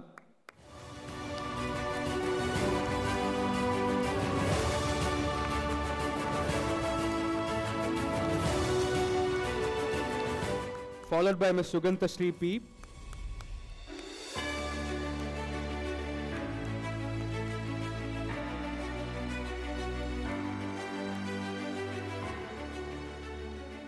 followed by Ms. Uditi Priya,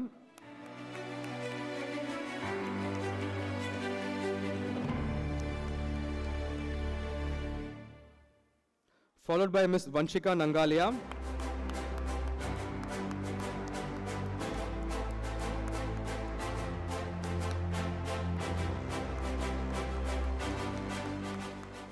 followed by Mr. Visharad I,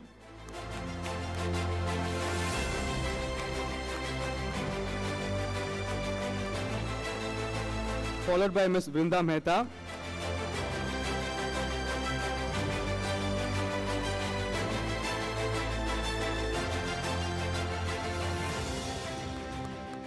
followed by Ms. Yuvika Chowdhury,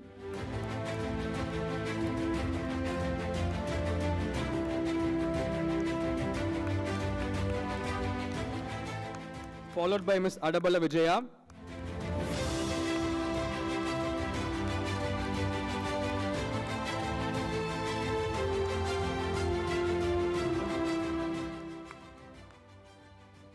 followed by Mr. Harish Tangavelu. Following are the students who are being awarded the degree in absentia: A.G. Aditya, Avinash Goyal, Riya Singh, Sneha Ashok Rao, Sabika Bhatt, and Nitish Kumar. The following are the students who are getting awarded the degree from MA General Economics. So first up, we have Akanksha Verma.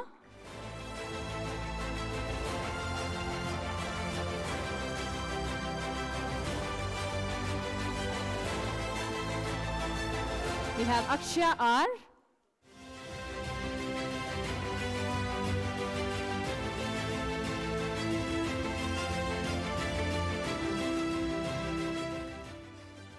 Apurva Lakotia.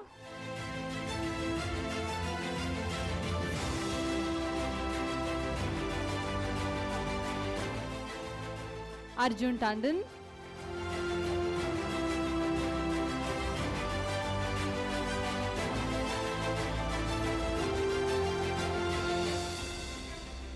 Mr. Gokul Rajendran.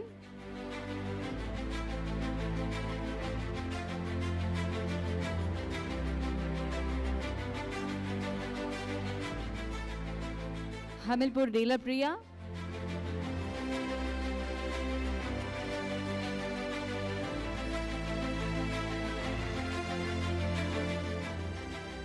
Hayati Anand.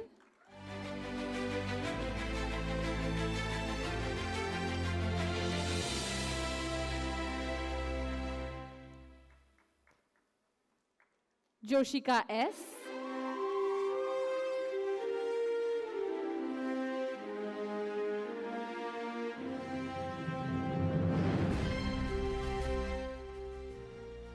Kritika V.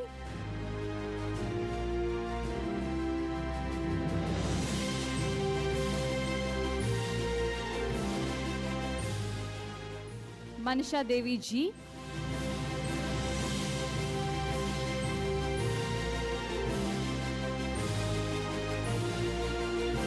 Followed by Mr. Mohammed Asif.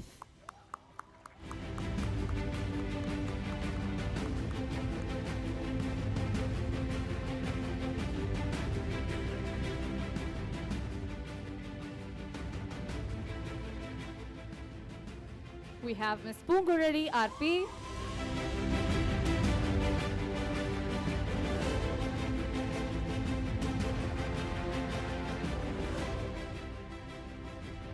Ms. Riju Garg.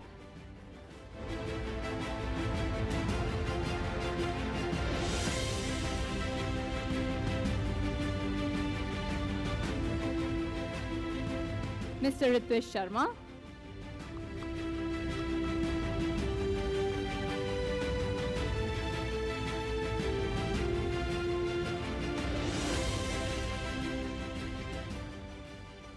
Ms. Sanya Nayar.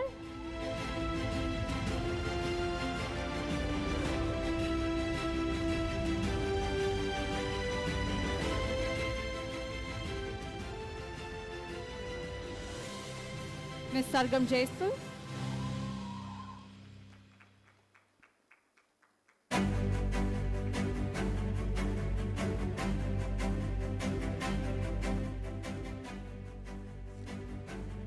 Ms. Shakti Shri Manivannan.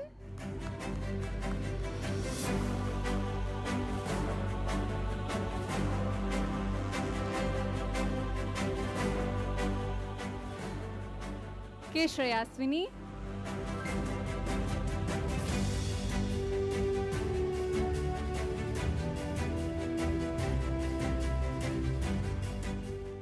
Shri Vidya Ramadas.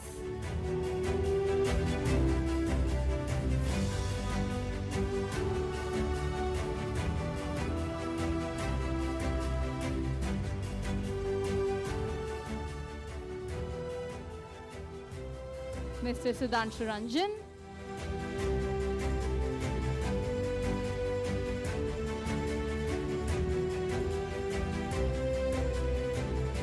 Ms. Tanisha Gupta.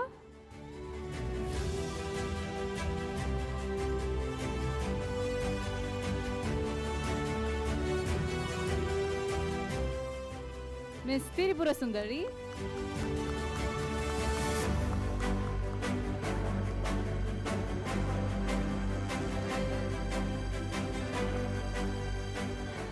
Ms. Tosha Pandey.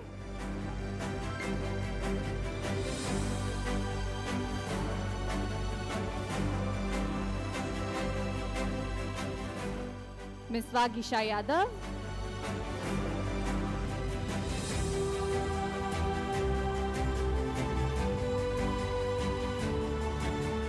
Arvind Prasad Ji.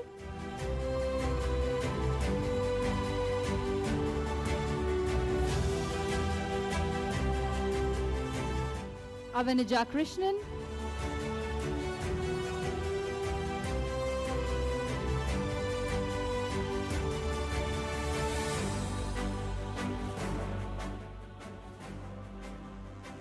Mr. Dillies M. Justin.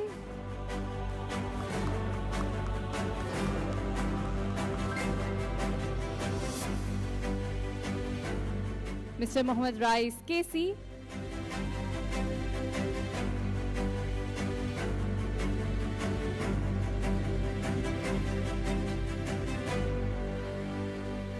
Ms. Rajshri B.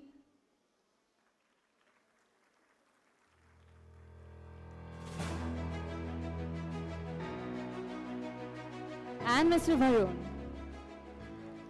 The following students are accorded their degrees in absentia for General Economics. We have Nandana S. Sudhir, Abhishek Nath, Aditi Magesh, and Anusha Farooq. The following students are from the previous batch in present today receiving their degrees. We have Dylan Likori William, MA Applied Quantitative Finance.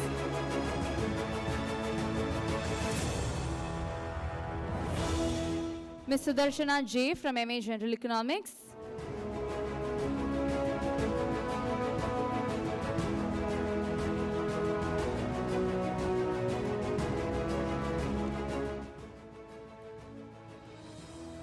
Mr. Vinod J. from MA Financial Economics.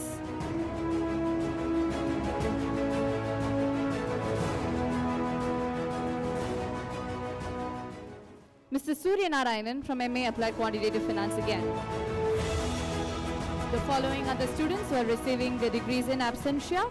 We have Vivek Kumar from MA Actuarial Economics, M. Rahul from MA General Economics, Abdul Basit P. from MA Financial Economics, Sabina D. from General Economics, Atota Jagadish from MA General Economics, Lokesh Kumar M. from General Economics, and Rishu Raj from MA Financial Economics. Moving on, we shall now have the PGDM batch students awarded with their degrees. I request Principal MSE School of Management, Dr. Rakesh Nigam, to take over. Greetings. Sir, I present unto you these candidates who have been certified after examination to be duly qualified to receive the postgraduate diploma in management, in finance, and research and business analytics programs for the academic year 24-25.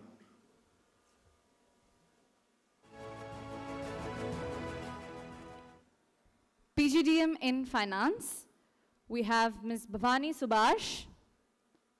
Can we all please put our hands together and encourage the students?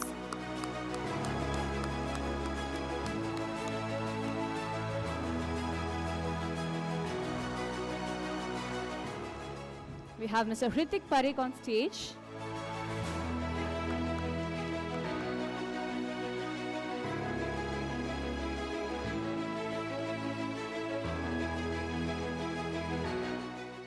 Mr. Jeevan Prashad.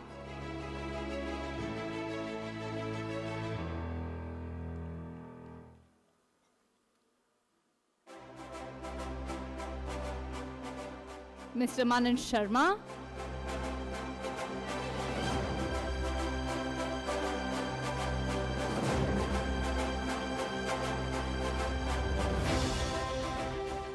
Shreya T.N.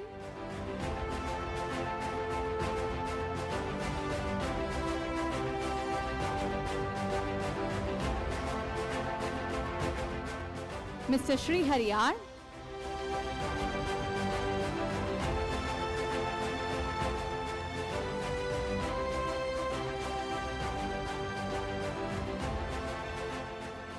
Mr. Shrikar Aditya KS.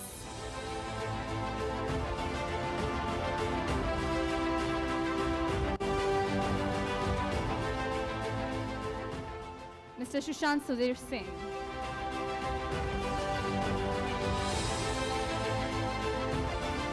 The following are the students receiving their degrees in absentia for PGDM in Finance. We have GSS Sanjay Bharadwaj and Ms. Ladika S. Moving on, we'll be looking at the degree. We'll be looking at the degree holders from the PGDM in Research and Business Analytics batch, starting off with Amrita BS.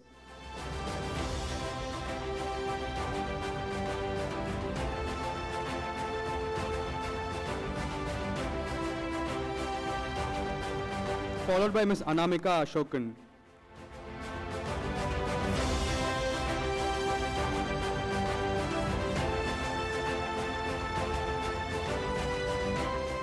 Followed by Mr. Jerome Janil Fernando.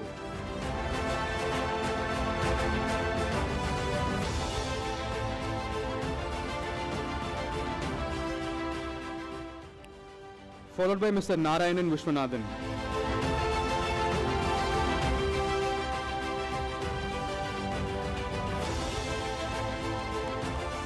Followed by Nusrat Ali Fatima.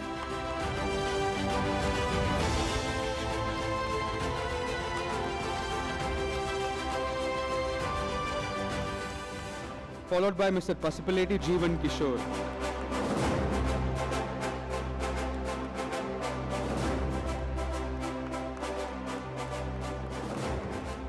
Followed by Mr. Sai Venkata Satvik.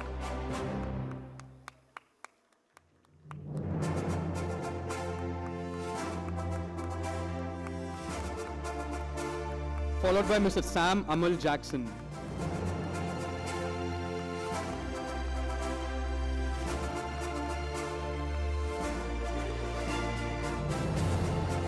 And Ms. Tina Catherine Sebastian.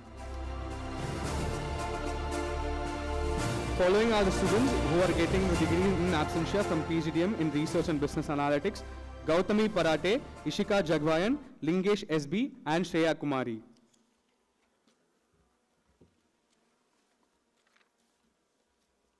I now request our Director and Dean of I request Dr. Zarina Begum I to now take over.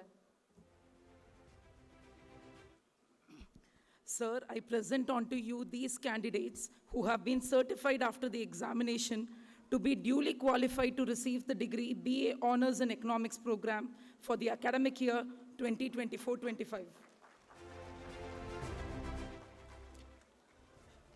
The following are the students from the first batch of VA of MSc. We have Akash Nathan with us on stage. Can we please put our hands together in appreciation of the first BA batch of MSc?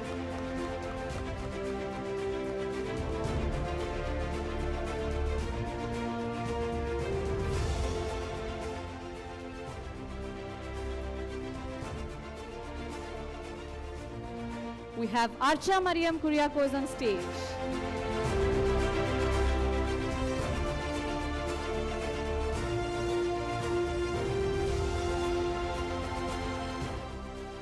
We have Ms. Astha Agarwal.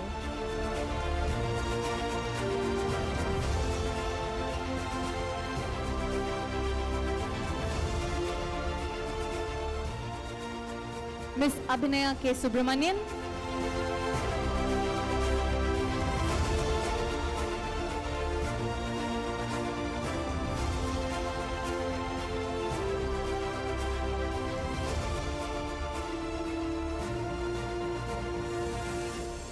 Ms. Aditi Arun Kumar.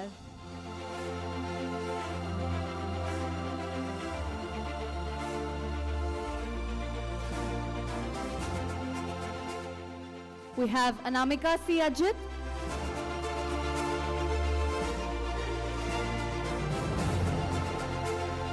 We could all put our hands together.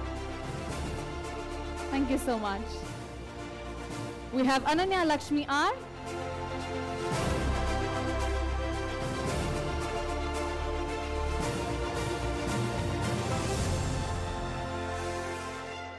Ms. Anisha Srivastava.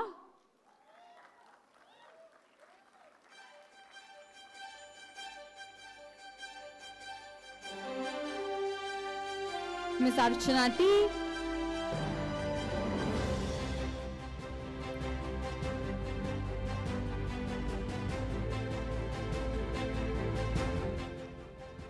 Arun Balaji Rangarajan.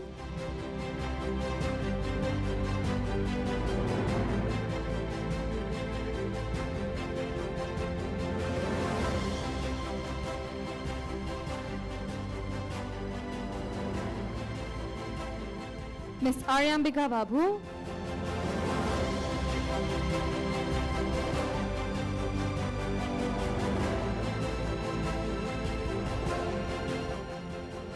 Ms. Bhoshna N.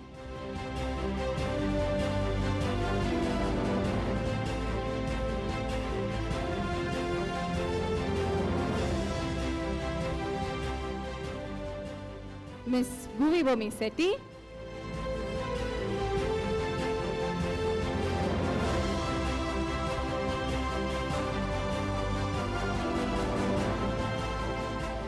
Ms. Chetna Rakesh Jain.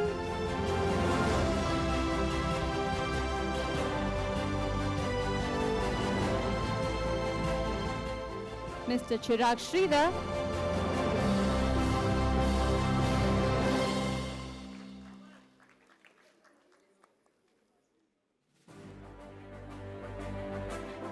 Mr. Guru Prasad Singaravadivel.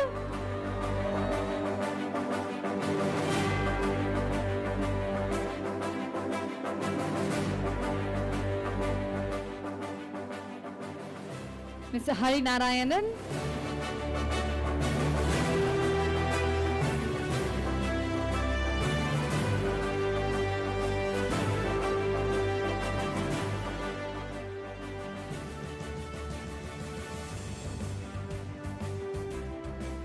Ms. Jamila Suha.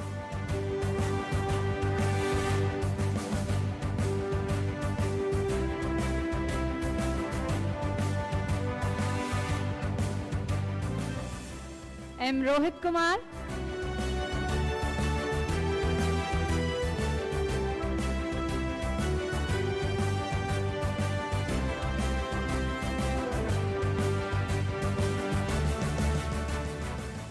Madhushri N.K.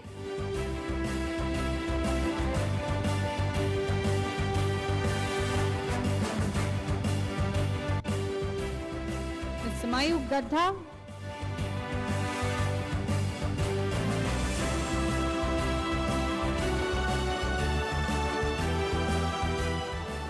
Ms. Natalia S.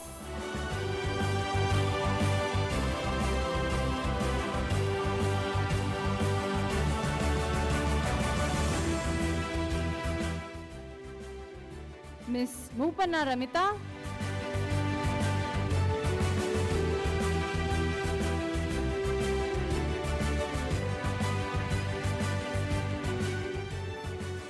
Mr. Nandan Nair.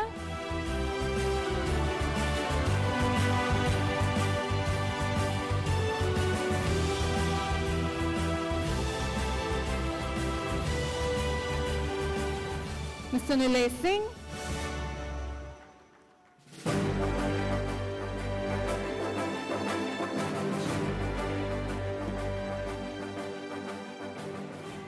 Followed by Ms. Nishita Krishnan.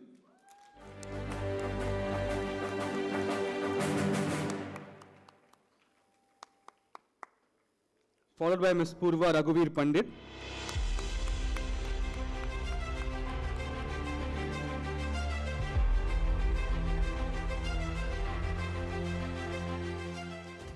Followed by Mr. Puvan Karthik SK.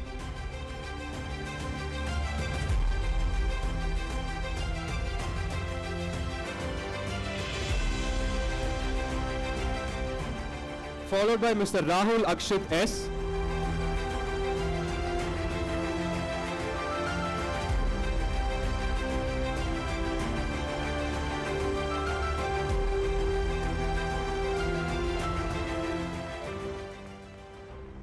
Followed by Mr. Rahul Ramanathan.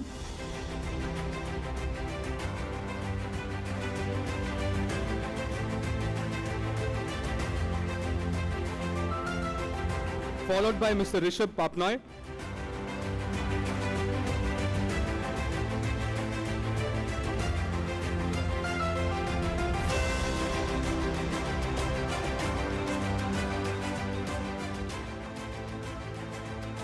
followed by Ritoban Guha,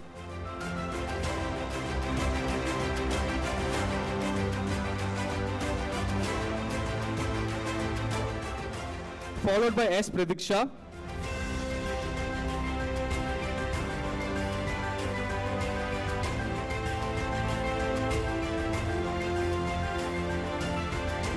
followed by Ms. Samyukta N.E.,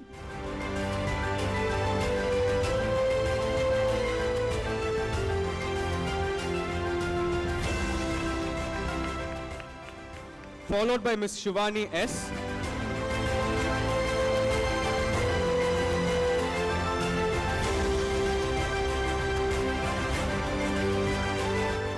followed by Ms. Neha D.,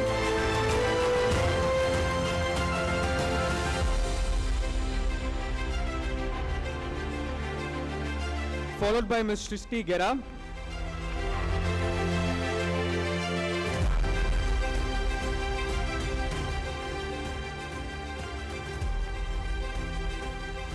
followed by Ms. Sumana Alladi,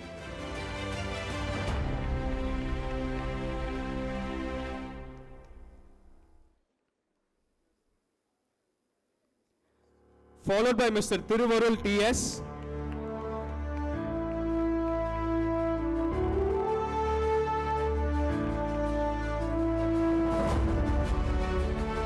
followed by Ms. Vaishnavi S.,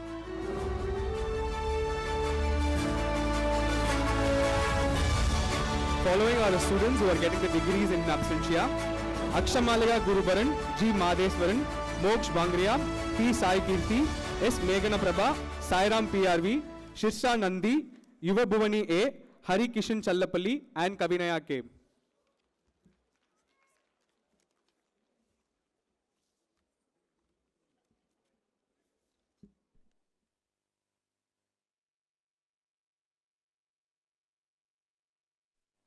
We request our chairman to kindly administer the pledge. All the students are requested to repeat the pledge and rise for the same. I repeat, I request all the students to rise for the pledge. I request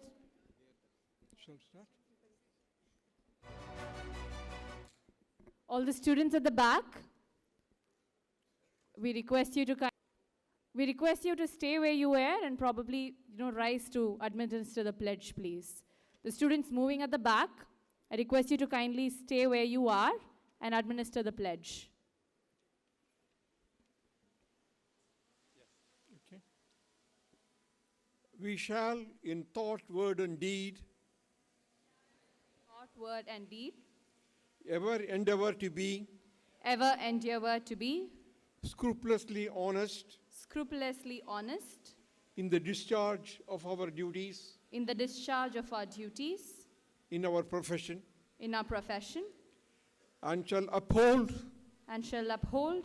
the dignity and integrity of our profession and the honor of our school.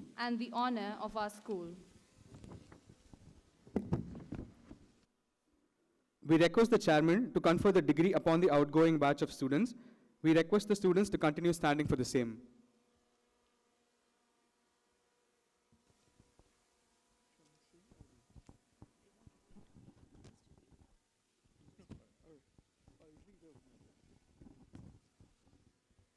By virtue of the authority vested in me as the chairman of the Madras School of Economics, I admit you to the several degrees, both in person and in absentia, in the faculties of economics, management, and allied subjects, for which you have been declared qualified in this school, and in token thereof, you have been presented with these diplomas, and I authorize you to wear the robes ordained as the insignia of your degree. I request the students to please take your seats. I now request the Controller of Examinations, Dr. Zarina Begum I, to have the Register of Graduates signed by our Chairman and Director.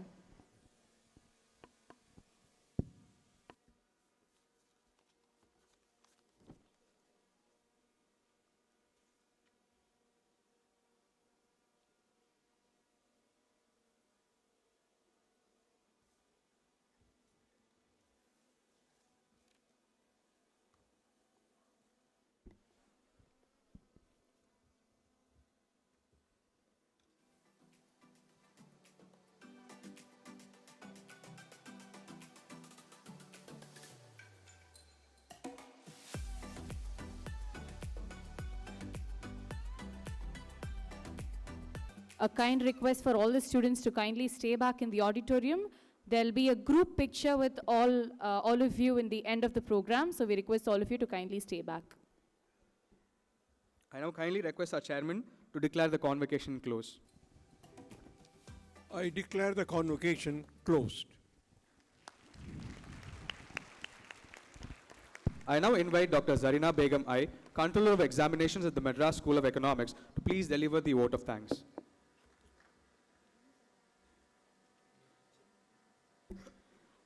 Sorry for my bad. It's been 2-3 days of, sorry. Respected Chairman, esteemed Director, distinguished guest, dedicated faculty members and proud parents, and our brilliant graduating students. On this momentous occasion of our institute's convocation, it is my distinct honor and privilege as the Controller of Examinations to propose a heartfelt vote of thanks to everyone who has made the celebration of academic excellence possible. First and foremost, I extend our deepest gratitude to our chairman for his visionary leadership and unwavering support, which have been the guiding light for our institution's growth and success. We are equally thankful to our director for his strategic guidance, tireless efforts, and commitment to fostering an environment that inspires us all. To our esteemed faculty members, thank you for your passion, expertise, and mentorship. You have not only imparted knowledge, but shaped the minds of our future students with dedication beyond measures. A special note of appreciation to our students' office staff, whose seamless coordination and behind-the-scenes hard work ensured every detail was flawlessly executed. Especially Ms. Sudha Bhaskaran, who has been working from the month of September for almost all the program degree certificates to be formatted and it is to be delivered. And above all, we owe an immense depth of gratitude to our student volunteers from managing the technical designing of these PPTs which we have been displaying with the students, and they were just juggling behind and sorting out the data of who is in present and in absentia, to anchoring the program. I have to totally depend on both Lokesh and Yugapriya, who had taken up most of my responsibilities, with poise handling the seating arrangements, which is the most toughest crowd management task, with both parents and the students, and registering the guests with efficiency. You truly brought this event with your enthusiasm and spirit, and your contributions made today an unforgettable event. Finally, our degree awardees and medal winners, special credits and congratulations to you all. I stand before you to extend our deepest gratitude on the behalf of the institution for the remarkable resilience shown by our students. Despite facing profound personal struggles and losses, be it the grief of losing their loved ones or health challenges or unforeseen hardships, you have demonstrated an extraordinary courage and determination in your academic pursuits. So let me end up with a Tirukural couplet. Anbodu iniya uvapodu, eenbodu anbenum nenjodu araindu. This kural beautifully honors the graduates' achievements by emphasizing that true success in society comes not just from the academic excellence, but from applying the wisdom with compassion and integrity. It wishes them a life where their character earns enduring respect amid life challenges. On behalf of the entire institute, thank you all once again. Let us carry forward the spirit of gratitude and excellence. Congratulations on your academic triumph. May your journey ahead be filled with purpose, kindness, and boundless success. Yeah, finally, thanks to my exam team, Dr. Rupal, Dr. Arya, who has been a part of it, and Dr. Rudra, who have contributed and been a support for this entire coordination of the convocation event. Thank you. Thank you so much, fam, for guiding us through the event. The couplet of Tirukkural exemplifies how MSE has always extended love and anbu to all its students. Thank you so much. So on that note, we've come to the end of today's session, and I request all of you to kindly rise for the national anthem. I invite Emmy, Shreya, and Praglad to kindly sing the same for us.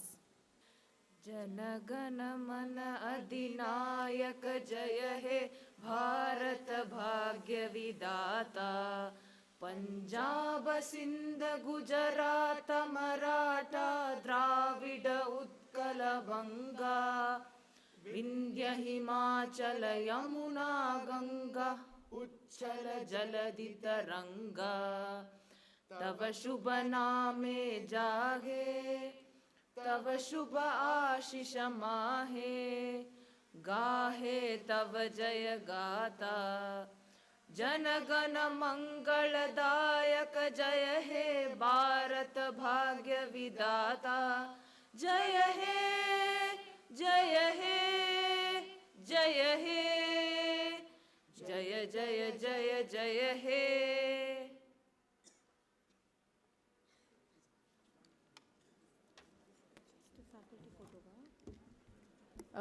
I now request all the faculty members to kindly join us on stage for a group picture. I repeat, I now request all faculty members of MSE to join us on stage for a group picture.